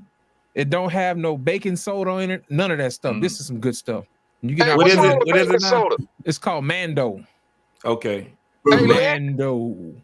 Hey, Lit, what's wrong with baking soda? You know we was raised on that. That stuff is bad for your skin, man. It clogs your lymph nodes. You don't want that on you, man. Your body's still supposed to kick it out. So that's one of the things that made me very, very conscious of what I put on my skin. I know anybody named Mama got a box of baking soda in their damn freezer or something. Because grandma used to brush her teeth with it. Somebody else said, well, no, I still brush my teeth with it. That shit is, when I tell you baking soda and peroxide, that's the shit right there. That is the motherfucking shit right there. When I tell you, and you put both of them together, boy, your goddamn gums be like, God damn, boy, they be tingling like a motherfucker. Yeah. But think about it, man. You gonna use baking soda on your after you brush armpits your and teeth, your you feel teeth. good. Think about it, using baking soda on your armpits and your teeth. Them two things ain't even the same. You know what I'm saying? You can use baking soda. Listen, you can use just baking about soda on anything they say. On anything. I done cleaned the fucking oven with baking soda. You can do a lot of things with baking soda, bro. Yeah, but you don't want that I in get your what you're deodorant, saying though. when you saying when you putting it, especially up under your arms, anything where your lymph nodes is at, you don't want to clog them up. Right. I know I got some family members right now, man. They suffering right now with the whole lymph nodes cancer and all that shit. Right. Yeah. And it's not bad as far as killing them because they catch it early, but man, the treatment they gotta get, nigga, you gonna lose about a good 30 pounds, bro. Yeah, that's why you gotta be careful, man, with what you put on your body. Yeah. Man. These folks be cutting corners. The largest organ on your body is your skin, so you gotta take care of that shit. I mean, this is what blows me about this space, really, to be honest with you, is that What up, Beans? it's so many more conversations that we need to have. Like, especially when we're talking about America. I don't be trying to shit on America. Right. But at the same time, it's like all the stuff that we don't know. You know what I'm saying? All the stuff that you can get away with in this country for the sake of business and for the sake of capitalism, bro. Like you really just think as a mother, my son is starting to get musty.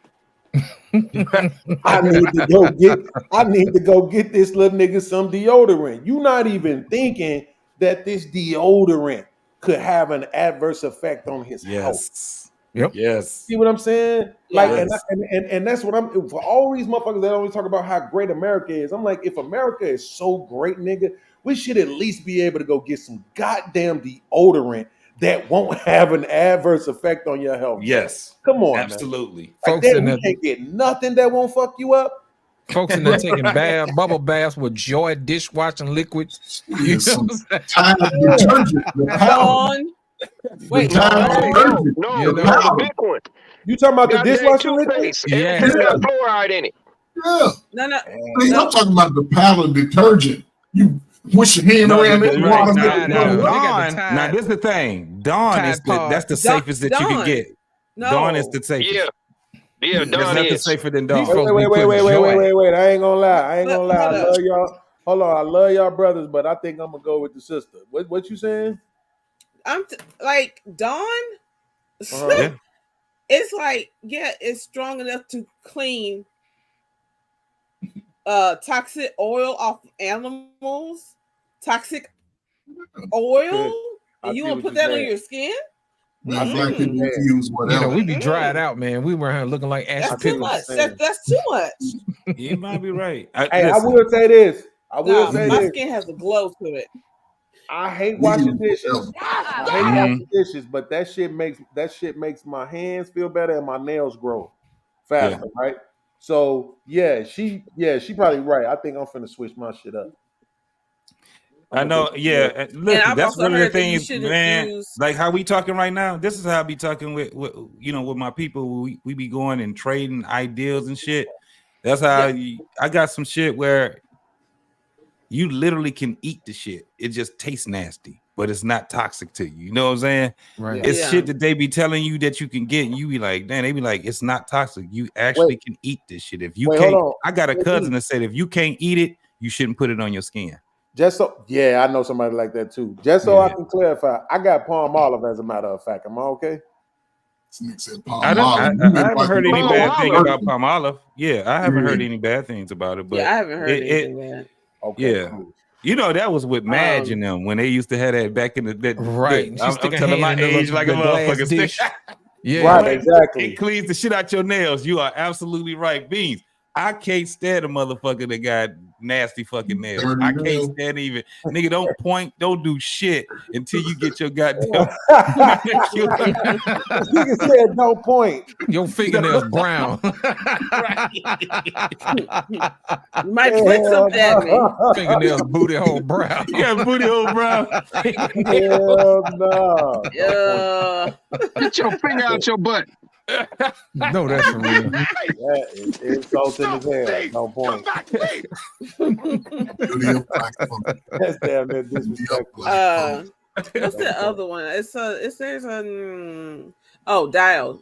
I've heard that you shouldn't use the Dial soap. And Dial is good if you break out.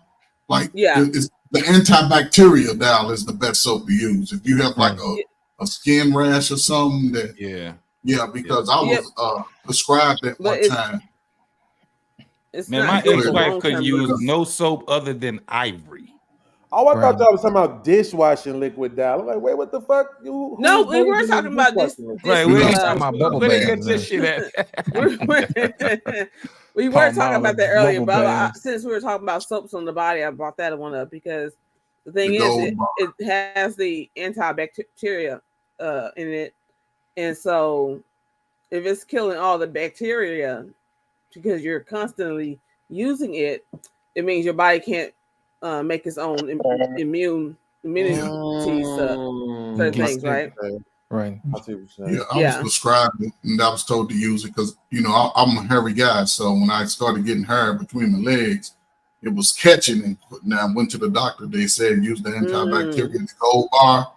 And I started using it about 3 days. It went away. I never had that problem again. It feels so smooth in some cases. Yeah, but Man, not I'm gonna when tell y'all, I know it's probably just because I'm broke, but shit is expensive, man. Like Everything it just expensive. really is, man. Like I invested in this body wash because I really be needing it. And I've been needing the sun a lot, water, like all that stuff. That's like I need that shit.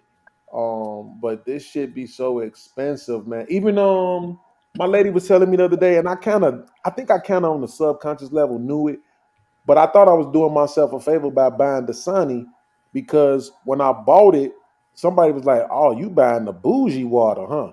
Right? So I thought I was the man. You know, I'm buying Dasani. Same goddamn water, man. They just changed the damn name. Right. I'm paying more than That's straight everything, out the right? sink. You drinking I'm sink water. balling out of control. I'm stunting this shit, taking pictures and shit. Dasani water, bitch. You know what I'm saying? Like, Right. what we you talking about? drinking utility With the sink pinky water. finger up. You know what I'm saying? Exactly. Whole time I'm still drinking the same piss water as everybody else. So my lady was telling me last week, she was like, look, I'm just gonna tell you now, if it ain't spring water, 100% spring water, you're not doing yourself no favors, right? You can buy Dasani, Aquafina, whichever one you want. You might as well just get the Walmart version if you're gonna buy any of that shit. So Hell I did. yeah. It's 88 cents a gallon. That spring water kicking my ass, nigga. That shit. Get you some of that Perrier and turn that Oh, finger No, up. get you know some what I'm saying? alkaline water. See that alkaline water but see how you gotta buy that? That's what I don't like about alkaline water. The way you gotta purchase it is like fucked up. Now what I was drinking, because World Class had told me about it, was that Crystal Geyser. He was saying that was the closest thing to alkaline, and all of a sudden now that the Walmart want to stop selling it by me. So and it wasn't even that expensive, like that really big jug and shit that you can slap somebody with and knock the ass out with. On them Brita pictures. $1.25. You know what I'm saying? But two things with what's going on today, and Beans touched on it already. You need $10,000 more today than you did in 2020. You need $10,000 more to have the same lifestyle. Right. Also, if you notice in the grocery stores, I've noticed it even in clothing stores, there's less variety of goods.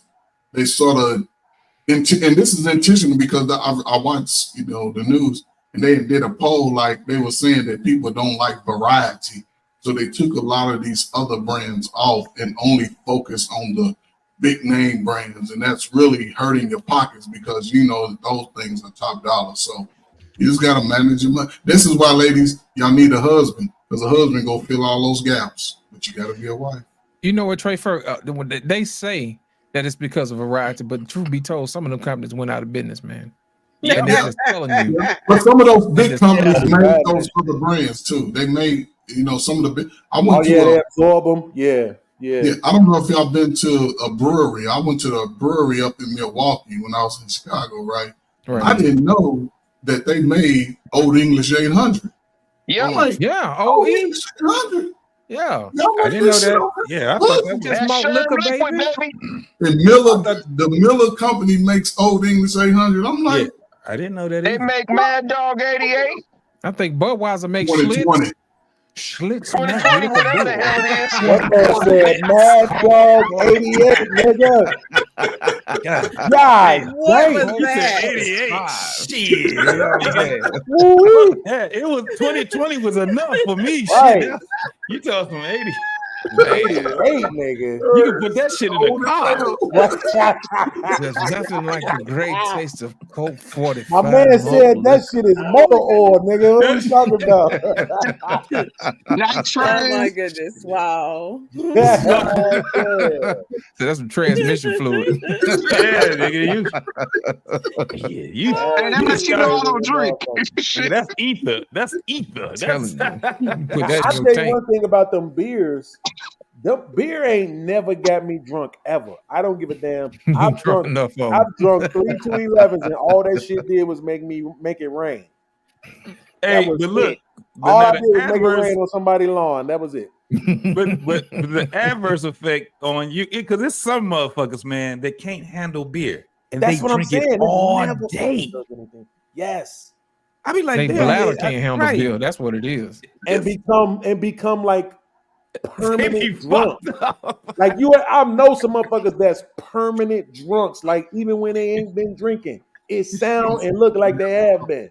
You know what I'm saying? Like that's how Wow. much they've been drinking for so long. The shit just in their system stored. Right. Hey, You know what I'm saying?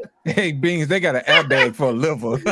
Man, Oh my goodness. I'm thinking about my cousin husband right now. That motherfucker just came home from work. He ain't had a drink in 9 hours. And you can't 9 tell. hours. Hey, You Beans, can't you said he tell. go to Hey, Beans, you said he go to bed drunk and wake up drunk, huh? Man, listen, eyes be bucking shit. And always, you know how they always closing and shit and opening real slow? When like they blink really slow and shit when they boy, you don't even know he was out there last night and them motherfuckers. Like, nigga, where the fucking bottle at? I ain't even started yet. Are you sure? And got him a slit malt liquor IV. With the drip coming down. You know what I'm I saying? ain't even cracked this shit open yet. You right. Hook the bottle up and put the drip in there. Is hilarious. That That motherfucker is blink funny than a slow. motherfucker. Put that slow drip They on do. there. You know what I'm That saying? motherfucker God be blinking slow as dang. fuck, man. And always got that little grin on their face. Just Let's smoke liquor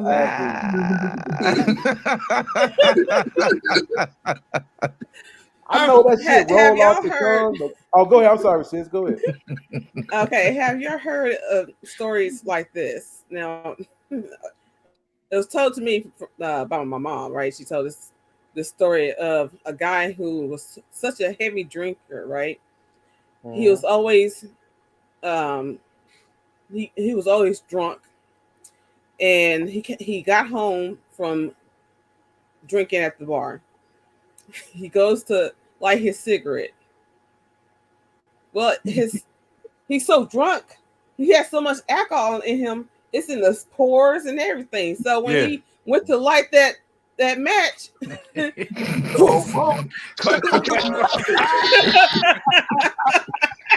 What is the goddamn Fantastic Four here? the fire department Blame came in. on. Wait, the fire department comes in and there's just a burnt body. Like the rest of the house did not burn down. Spontaneous human combustion. You know? Yeah. Yeah, I done seen. Yeah, you can you can smell it in their pores and shit like that. It's like, yeah, they that's when people be like, man, he smell like an old man. That was them old ass man. They've been drinking since they was fucking teenagers, and they old as fuck. They don't stop. It's like if they do, it's over with. It's a done deal. Yeah. I seen a motherfucker pass the That fuck happened to my out, uncle, man, man. because he was trying to stop drinking. We was like, you can't. Don't hold him up is the bill. Wait, he That was was my passed fault. out from not drinking? Yeah. They was drink seized so up. much that it's like once they get sick, the doctor be like, if you take them off of it or if you make them cut cold turkey, they're gonna die. They're gonna die quicker. Once that liver gets affected, then you have to sort of have that in your. That was my father. Listen, my father, man, he was one of the best functioning alcoholics I knew. Mm-hmm. He would get drunk and go to AA. He would get drunk to go. I know some But of he them went to folks. work every day. My father would go to work every day. Yeah. And I'm like, man, how you do it? He had friends that actually passed away because they drank too much. Yeah. His friends did. You know, And- it but was then- it's crazy because it's like they end up making it a ritual, right? That's why when you see the cats they be hanging out probably on the porch, it's like they do it every day, or they be in front of the liquor store. It's like they do it. It's a ritual Hanging out that with they the do, homies. Yep. right? But Right. this is what's crazy. They start dying off. So it was 7 of them motherfuckers, and then it ended up being 5, and then it ended up being 4, and then it'd be 1 motherfucker left.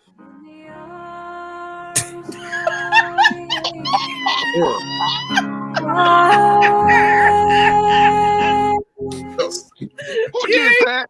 And wait, but this is how they start hanging around the young niggas, right? They get the young niggas, and the young niggas. That's why you ever see old niggas fighting young niggas. They talk a lot of shit and put their head in their pocket, right? And this is every fucking day. They argue about nothing all day. Then you see the young niggas start being like the old niggas. Then it go from 7 to 5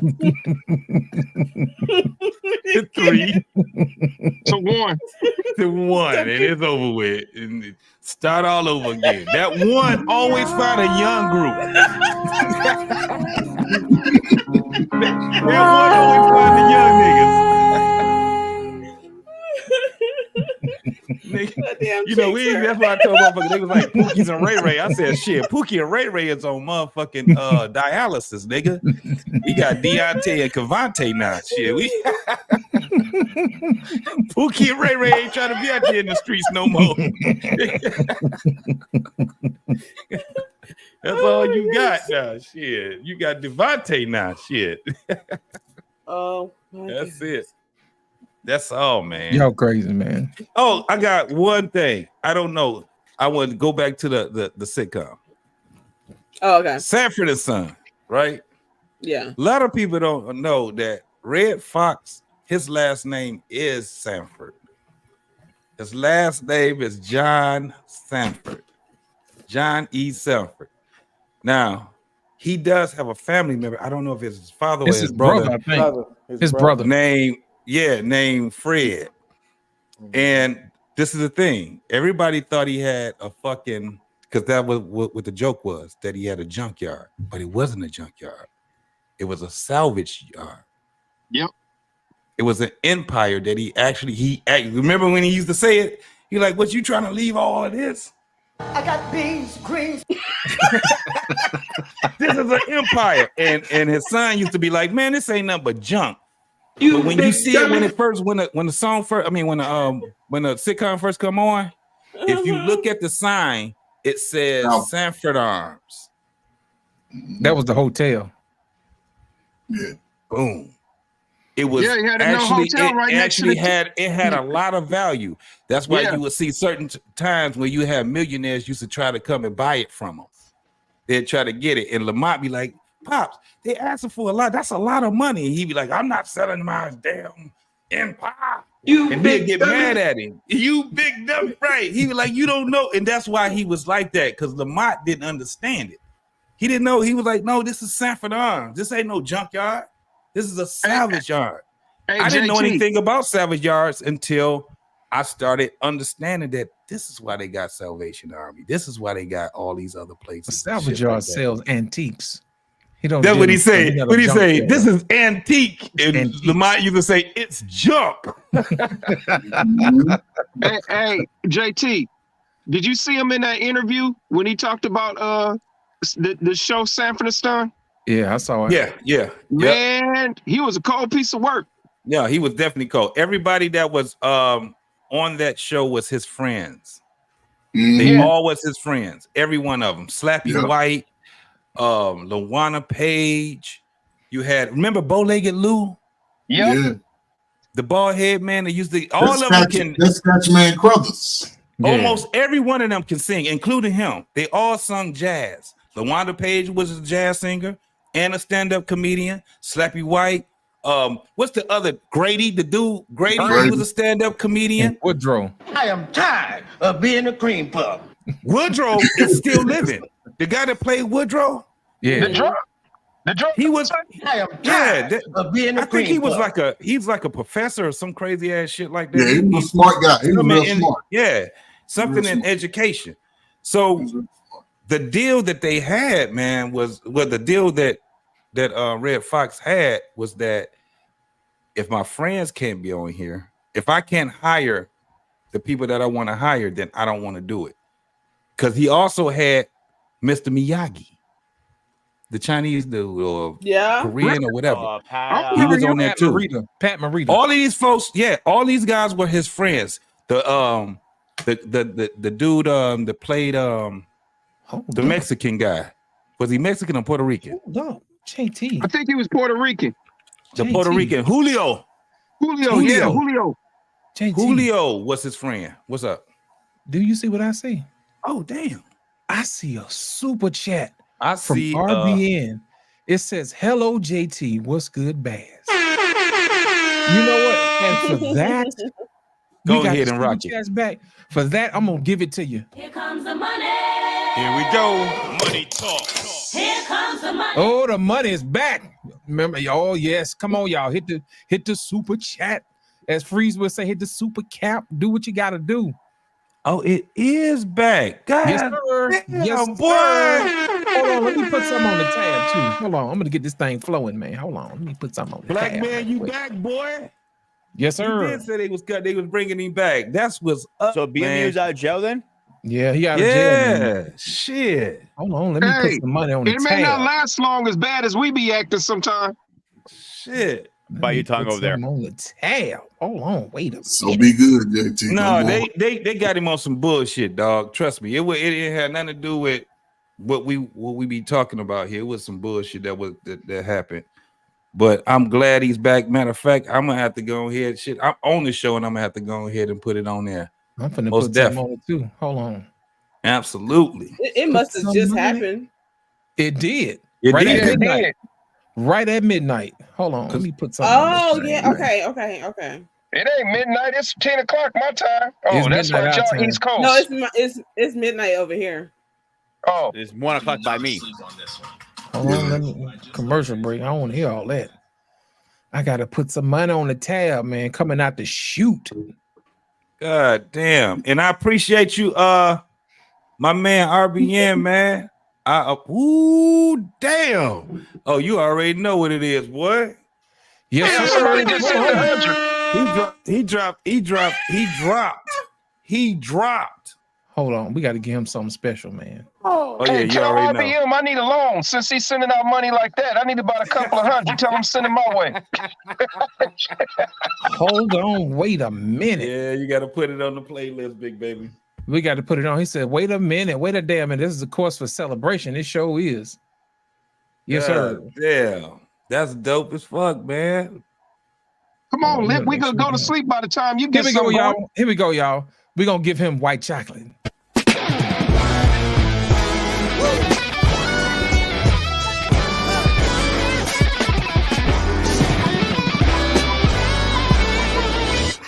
I got a red room, it's the red now when the sun sets in my bedroom. Oh, it feels like I'm inside a flower. It feels like I'm inside my island. It feels like I'm inside a flower.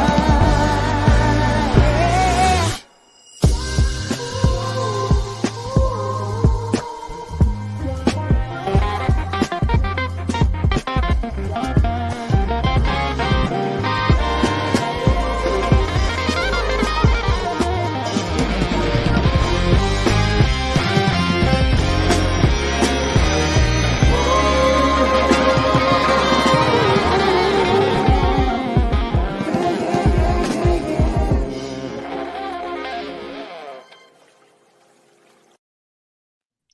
And we Yes, back. sir.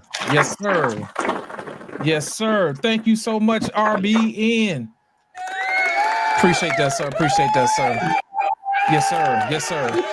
Also, we got another $10. Oh, we back, baby, from JT and the What We Know. You already know. We got to go ahead and rock, baby.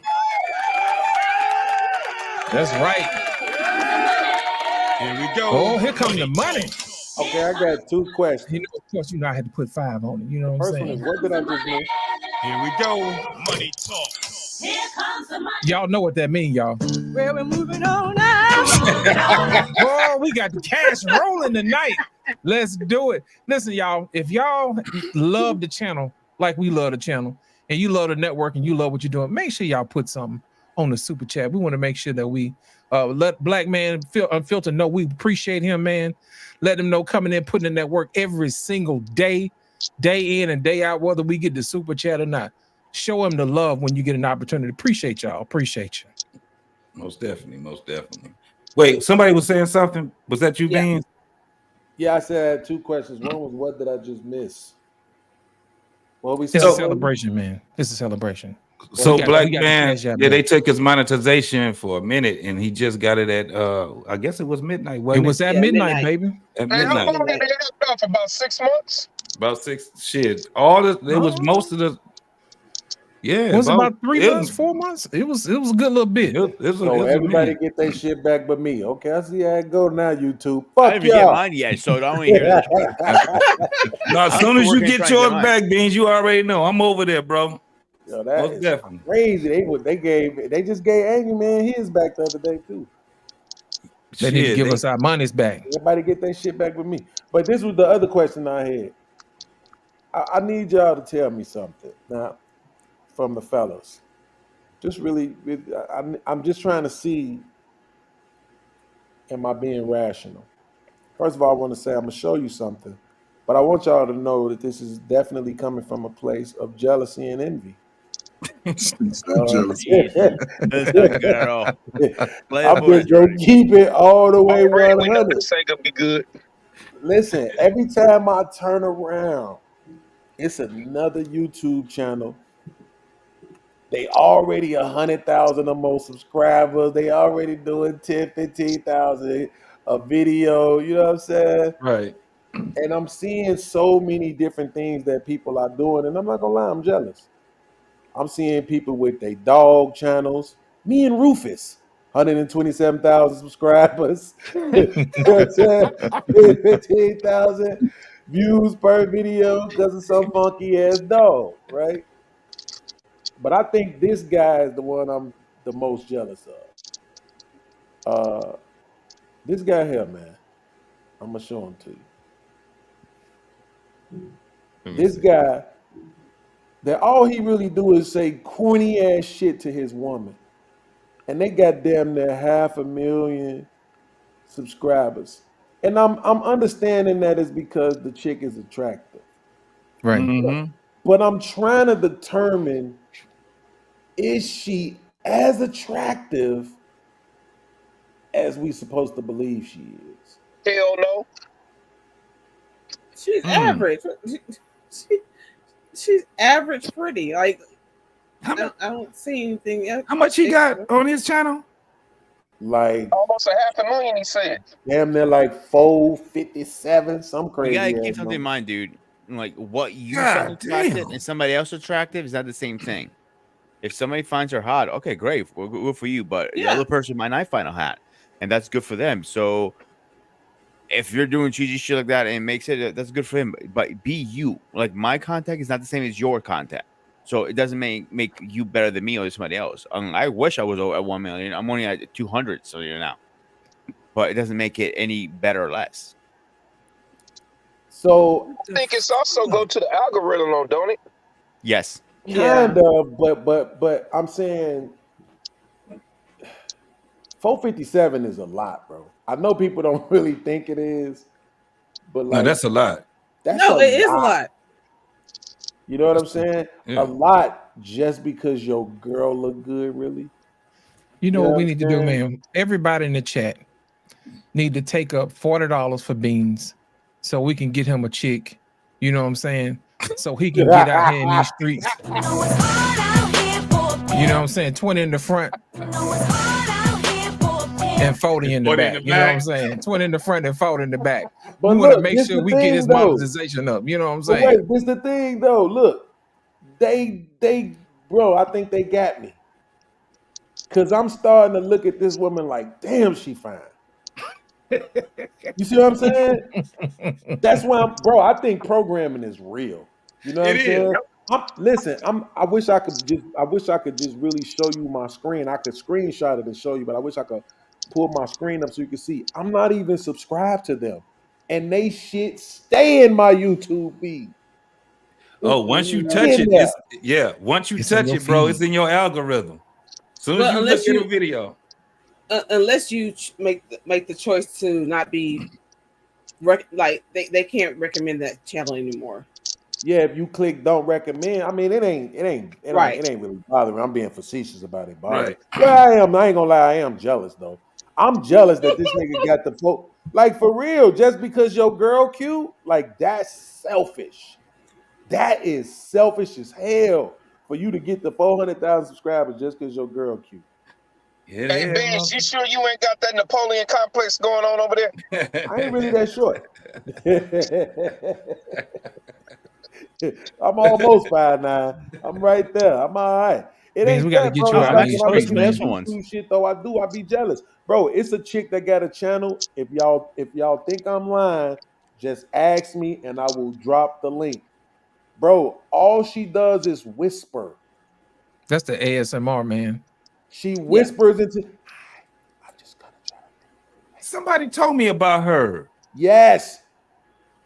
I'm there Hundreds of grabbing the mic. thousands of views, hundreds And all of that old thousands foolishness. of subscribers getting to the bag, bro, off whispering. I am jealous. Nigga. I'm not gonna pretend like I'm not. I'm jealous. Wow. And I'm up here, pouring my heart out on these YouTube streets. Man, we got to get you on the streets, man, with a microphone with these chicks and walk up to them and tell them something.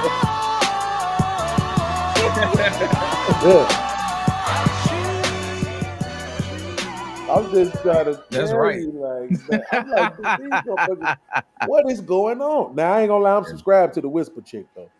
I've heard about her. Somebody else was talking about her. I was like, wow. Fall asleep to that. Yo, her motherfucking body is crazy. Oh my God, her body is amazing, nigga. I ain't gonna even front. God knew what he was doing when he made her.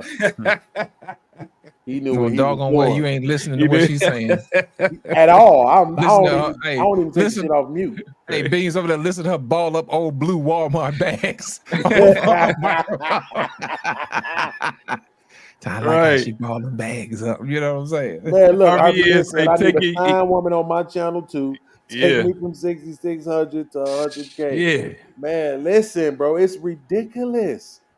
Ridiculous how they built this channel up. It's ridiculous. That's crazy. All 'cause Criminal she- reviews, man. What's up She with you, said boy? she average. You still in She the- said she said she pretty average. She said she average pretty. Yeah, like I mean, give me pretty heifer, a but lot she of people still are average pretty. Like,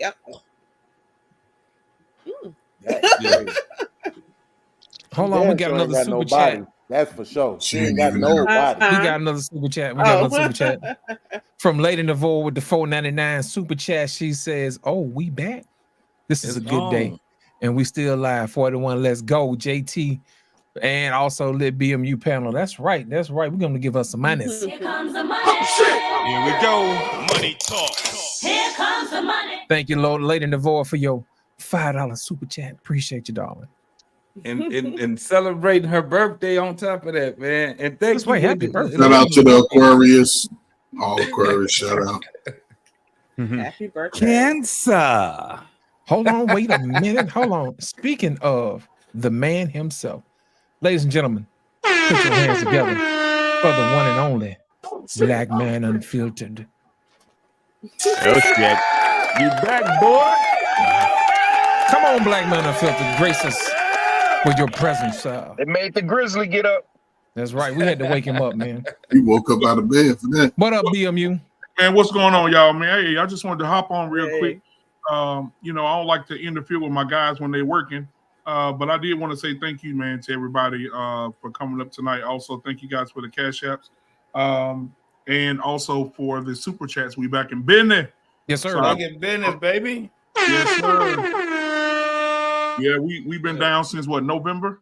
Something like that, man. Yeah, November. man. So yeah, we back in business, man, and we know who to, talk to and who not to talk to. Yeah. And yeah, man. And so I just want to thank you guys. I appreciate you, man. Y'all know I love you. And grooming and reviews, don't start that shit. Hey, I thought Grizzly Bear sleeping at this time of night. What you doing up? Hey, you know what? I was, the grizzly bear. I was hibernating, but then I saw an elk running across the grass, and I named Scorched Earth, and I had to get up and see about it. You got to remember, when it comes to scorching the earth, ain't nothing left. Hey, you know what I'm saying? Hey, you are looking like an anorexic Martin Luther King over there. So I just wanted to make sure we. Well, he did have a dream, but he still sleep. Well, I got a better one for you. He did have a dream, but a cannonball from BMU blocked the dream. Yeah. Hey, now I do want to the cash apps too, Lady Navoa. Thank you so much for your cash app, sweetheart. I appreciate that. And I appreciate RBN for sponsoring the show tonight with the $100 super chat and What We Know podcast. Man, hit me up for a hot 20. I see that. Who else was in here? I want to make sure I get everybody, man. That was the 10. That was a 10. Okay. Hey, I get you BMU when I get my welfare check. Okay, all right. And lost in you start making all them kids want to pay all their child support. Lost in translation. $5 lost in translation. Thank you, man, for the $5 super chat. My brother RBN had a $5 super chat as well. Other than that 100. So man, thank y'all, man. I appreciate y'all so much. I really do. Man, we want to say thank you, man, for putting in the work and not folding like a tent. You know what I'm saying? Letting these folks know. But I want to let you know we appreciate you, man, for everything you're doing. And yes, we're gonna mess around and make you shed a tear, sir. We appreciate you. Hey man, you know what, man? You know, tomorrow night, man. Tomorrow night we got Dr. Nkumbe, but on Friday, man, we're gonna have a really important show on Friday. I don't know if you guys saw the title for Friday. But I think the title of the show for Friday is going to be Dear Black Man, we don't give a shit about you. Signed, the Black Woman. So we'll talk about that on Friday. Well, hell, that should be the title for every night. Yeah, you're right, buddy. You're right. I can't wait to see what you got pushing this. See, that's what y'all don't understand. Black man always got something pushing that shit. Absolutely. And you like, oh, hey, BMU. Yeah. Hey, is Moses going to be on there? Moses will be there. You know, he still has 18th century arthritis, but he'll be there. Okay. Yeah, I appreciate it. And, you know, I like to have a little fun with you guys. You know why I'm here. And so I just wanted to say, first of all, going to Dingaling museums. Yes. He said, baby, you just got friendly pussy. You know, so I just, you know, have a little fun. Mr. Bennett had a hit last night.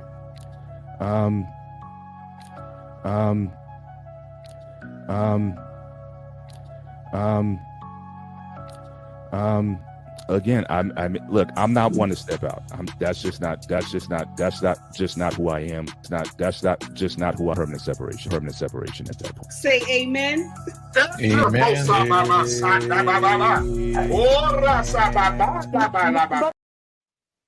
Oh, I am so texting him tomorrow morning, breaking his balls. Bennett looked like he had Down syndrome up there, man. You know you wrong for that. Finally got him. You finally got him. I finally got him, and I just want to say this to you, Scorched Earth, Clement. This is you keep talking, man, and you shut the fuck up. Hey,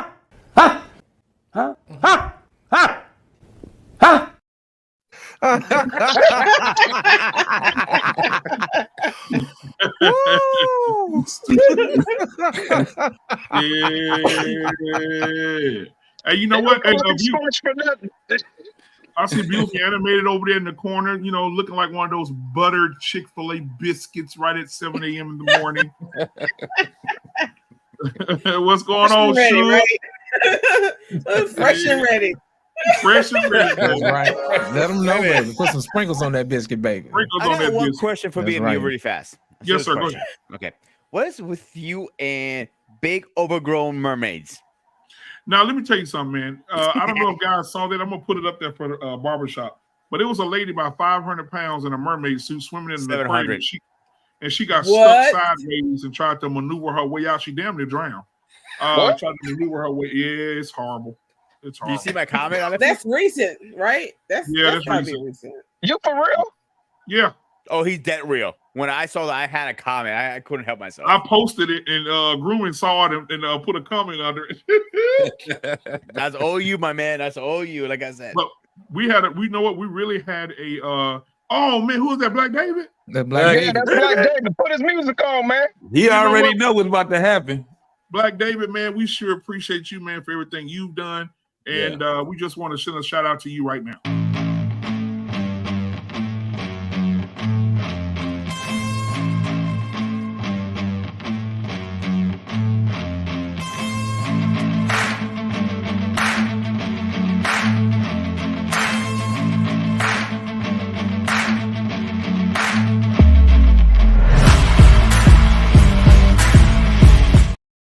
All right, that was for Number one. that was for you, The Black David. Nigerian honey badger. Yeah, man. The dancing wisdom too. Belly badger. Black David, it's Jesus. Wake up, Black David. Black David.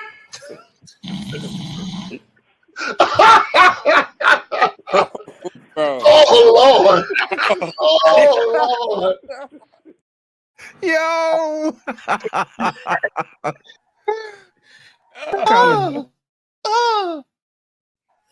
Come on back, Just Juicy. Hey, the only one you missing is Mandrell, man.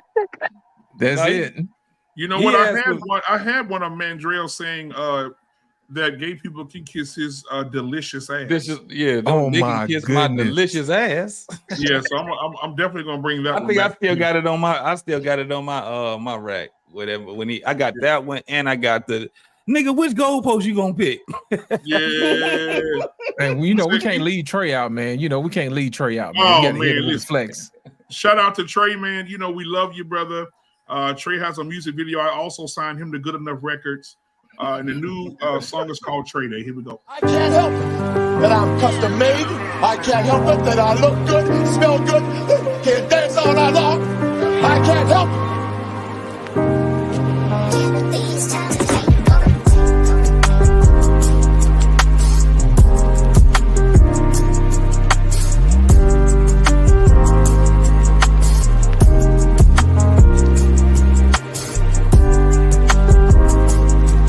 Stupid. Oh, you missed. Listen, Trey was doing something the other night, and he stopped because he said, "Man, let me stop that shit for Black He Man. gonna get Clip this clipped. shit out." He gonna get clipped. Yeah, he just don't know. I'm going through the archives myself right now. I said, "Ooh, boy." I gotta say one thing. I have a Nigga. stain coming up soon. I'm just holding for the right occasion. When I'm saying it, I know his ass is gonna clip me on the spot. I'm saving no it. doubt. You gonna get got now. Oh yeah. You get caught slipping sleep or anything like I had R-Pain sleeping. I had to find that one. We gotta get. Oh man, our pain with sleep. I got one. I got the one with you, Black Man. Don't worry about it. Nobody is safe in this bitch. And you know what? I got the one where R-Pain was sleeping. He had a Pringle in his mouth. Wow. Yeah, you guys are screwed up. And you know what? Old grandpa alone. He was. Let me tell you how it happened. He was in the back and had his camera on. Now you know better. You know I'm gonna look down every now and then. And I looked down and he had a damn Pringle in his mouth. Knocked out. So I got his ass. Got him. Got him. Anyway, guys, Hey, R-Pain be overdoing it, man, because R-Pain would be from one panel to the next, like for a whole day. Yep. And by the time he come, and he come in, we the last panel too, R-Pain be like, shit, I'm exhausted. You know what he gonna say? You know what he gonna say? Are you out of your fucking mind? Are you crazy? I don't know, yo, between Was that him and when him and Ross, Trey you was guys are arguing? soldiers. Yep. That was when him and Trey was. I got those guys. I clipped his ass when him and Information Man got into it. Oh man. Hey man, you fucking tell me, man. What are you talking about, man? Hey, you Hold on, let me liar, say. man. Let me say something. Hold on. Say you shut the fuck up, man. I'm trying to say something over here, man. No, you're a fucking liar. You don't know more than me. Let me tell you something, sucker. Hey, man, look, when he called You Trey out. find that clip. Damn, Trey. Remember that was the one with the one where he called old boy a sucker with Information Man called I think that was John the Baptist. Yeah. Him and John, I'm like, how him and John the Baptist get into it? Man, Bruh. I couldn't even fathom it, bro. But man, I love y'all, man. I gotta be up at 4 a.m., brother. So I'm gonna go and lay it down, Appreciate you, man. bro. I appreciate each and every one of y'all, man. And I'll see you. Well, Dr. Nkumbe and Coach K will be tomorrow, Friday, barbershop. Let's see, Saturday, Miss Jenny's not gonna be on because she's celebrating her husband's birthday all week. All right. As she should. And then Sunday we have the religion show. Grumman, if you want to talk a little bit about that, I did do your thumbnail, and I do have him on the front of the thumbnail as well. I don't know if you saw it or not. But Yeah, I did see it. I'm gonna text you tomorrow. I want to go over something with you. Okay. Okay. All right. And what is his name? What is the priest name that's coming on Sunday? Father Costantino. Father Costantino is my priest that I go to. He's the one who actually saved me to get back into religion. I kind of fell off it over the years and hanging out with the wrong people. He is a great guy. He's young but very knowledgeable and very educated in our religion, in the Greek Orthodox, or just Christian Orthodox in general, I should say. I can't say anything negative about him. Like it's so much good things about him. I'm so excited to get him on to talk about the Orthodox Christianity side of religion, because both of us are Christians, but we don't know each other's religions. Like we have Roman and we have Catholic, we have Baptist, we have so many. I think Orthodox is kind of under the rug a little bit in this side of the country, this side of the world, excuse me. So I'm excited actually to introduce to the world Orthodoxy, to the world, because people are heard of it but are not knowledgeable to it. That's what's up. That's what's up. All right, man. Well, I appreciate each and every one of y'all, man. I appreciate that. Grooming reviews. You come a long way, brother. I remember that you used to have your jack off lotion over there in the corner, and now you no longer have. Wait a minute. Your hair growing back too. I mean, oh yeah, man. it's coming back. It's coming back. Before you know it, I'm gonna have my ponytail and my beard back. So don't worry, I did the old grooming reviews. Yeah. When you first shaved your head, it scared me a little bit. I said, wait, I'm using the back. You had a tank top on. I said, this motherfucker, he didn't turn on. When I clicked the thing, I was waiting on you to say Greek power or some shit. I don't know what you were gonna say. But I appreciate y'all, man. Love y'all, brother. And I'll see y'all later. This is Sparta, actually. All right, Lady Lavore, did you want to say something to Black Man before he got up out of here? Yeah, I want to tell Black Man, didn't I tell you we weren't going to be gone that long? Didn't I tell you? Yes, you did, Sugarfoot. I said we're going to come back because you're going to do everything we can to get it back, and look what you did. And I did a little bit at a time because, I can't really cash out. And I did my first super chat tonight. Good. I found out how to do it. I didn't know how to do it, so don't laugh at me. I used to call Bass and ask her. I used to ask Bass, I was like, Bass, is it ghetto if I send you some money and you do a super chat for me and it says from me under your name? And she started laughing. And I was like, never mind, don't do that because that's too ghetto. We already Black. So I just said cash out. So I just want to say welcome back. RBN, thank you, because you have blessed us tonight. You blessed me for my birthday, bruh. And I thank you. You are the number one light right now. So thank you. But Black Man, I just want to tell you, I told you we was going to come back, and I knew we was going to come back because what you doing, you got shut down because you did something right and something good, something positive, something on the go. You wasn't on the F stuff. You wasn't on the foolery, how you put it in my take keyboards. You wasn't on the foolery. People started hating on you because you're real, and I told you this. Everything I'm saying right now, I told him this. I keep it 100 if you know me. I told him all this. I just want to tell you, welcome back. Let's keep it like this. And if we got something to say about them, we could still say it. This, you know what I'm saying? This is freedom of speech. We could say it. They want to shut us down. We'll come back up. Yep, I appreciate that. I'm still lost. Why did you get shut down in the first place? We have to tell you in the back chat. Everybody in the back chat. But as for right now, walk call. We back. That's right. We back, baby. There we go. Yes, sir. And I want to shout out to my boy. What you say? Man, thank you. What I said was, brother, thank you again, man, for sponsoring the show tonight. I appreciate your RBN, brother, always being supportive. Yeah. I know you at the plantation tonight, brother, and I know you probably be here if you wasn't at the plantation. But I appreciate you, man, and man, love all y'all, man. Most definitely. And even with that said, man, listen, we all about to get the hell up out of here because I know a lot of us got to work or get up and do whatever we got to do in the morning. Look at Trey. Listen, give me 6 more years and I'm going to be with you in our pain, enjoying, doing what the hell I want to do. And Lady Lavore. Okay. JT, whoa, question. I thought you already passed their age. I thought y'all confused. You confused. Y'all ain't finna long stroke us tonight. Ladies and gentlemen. Yes, sir. Have a good evening and good night. Thank you. Peace out. Subscribe now.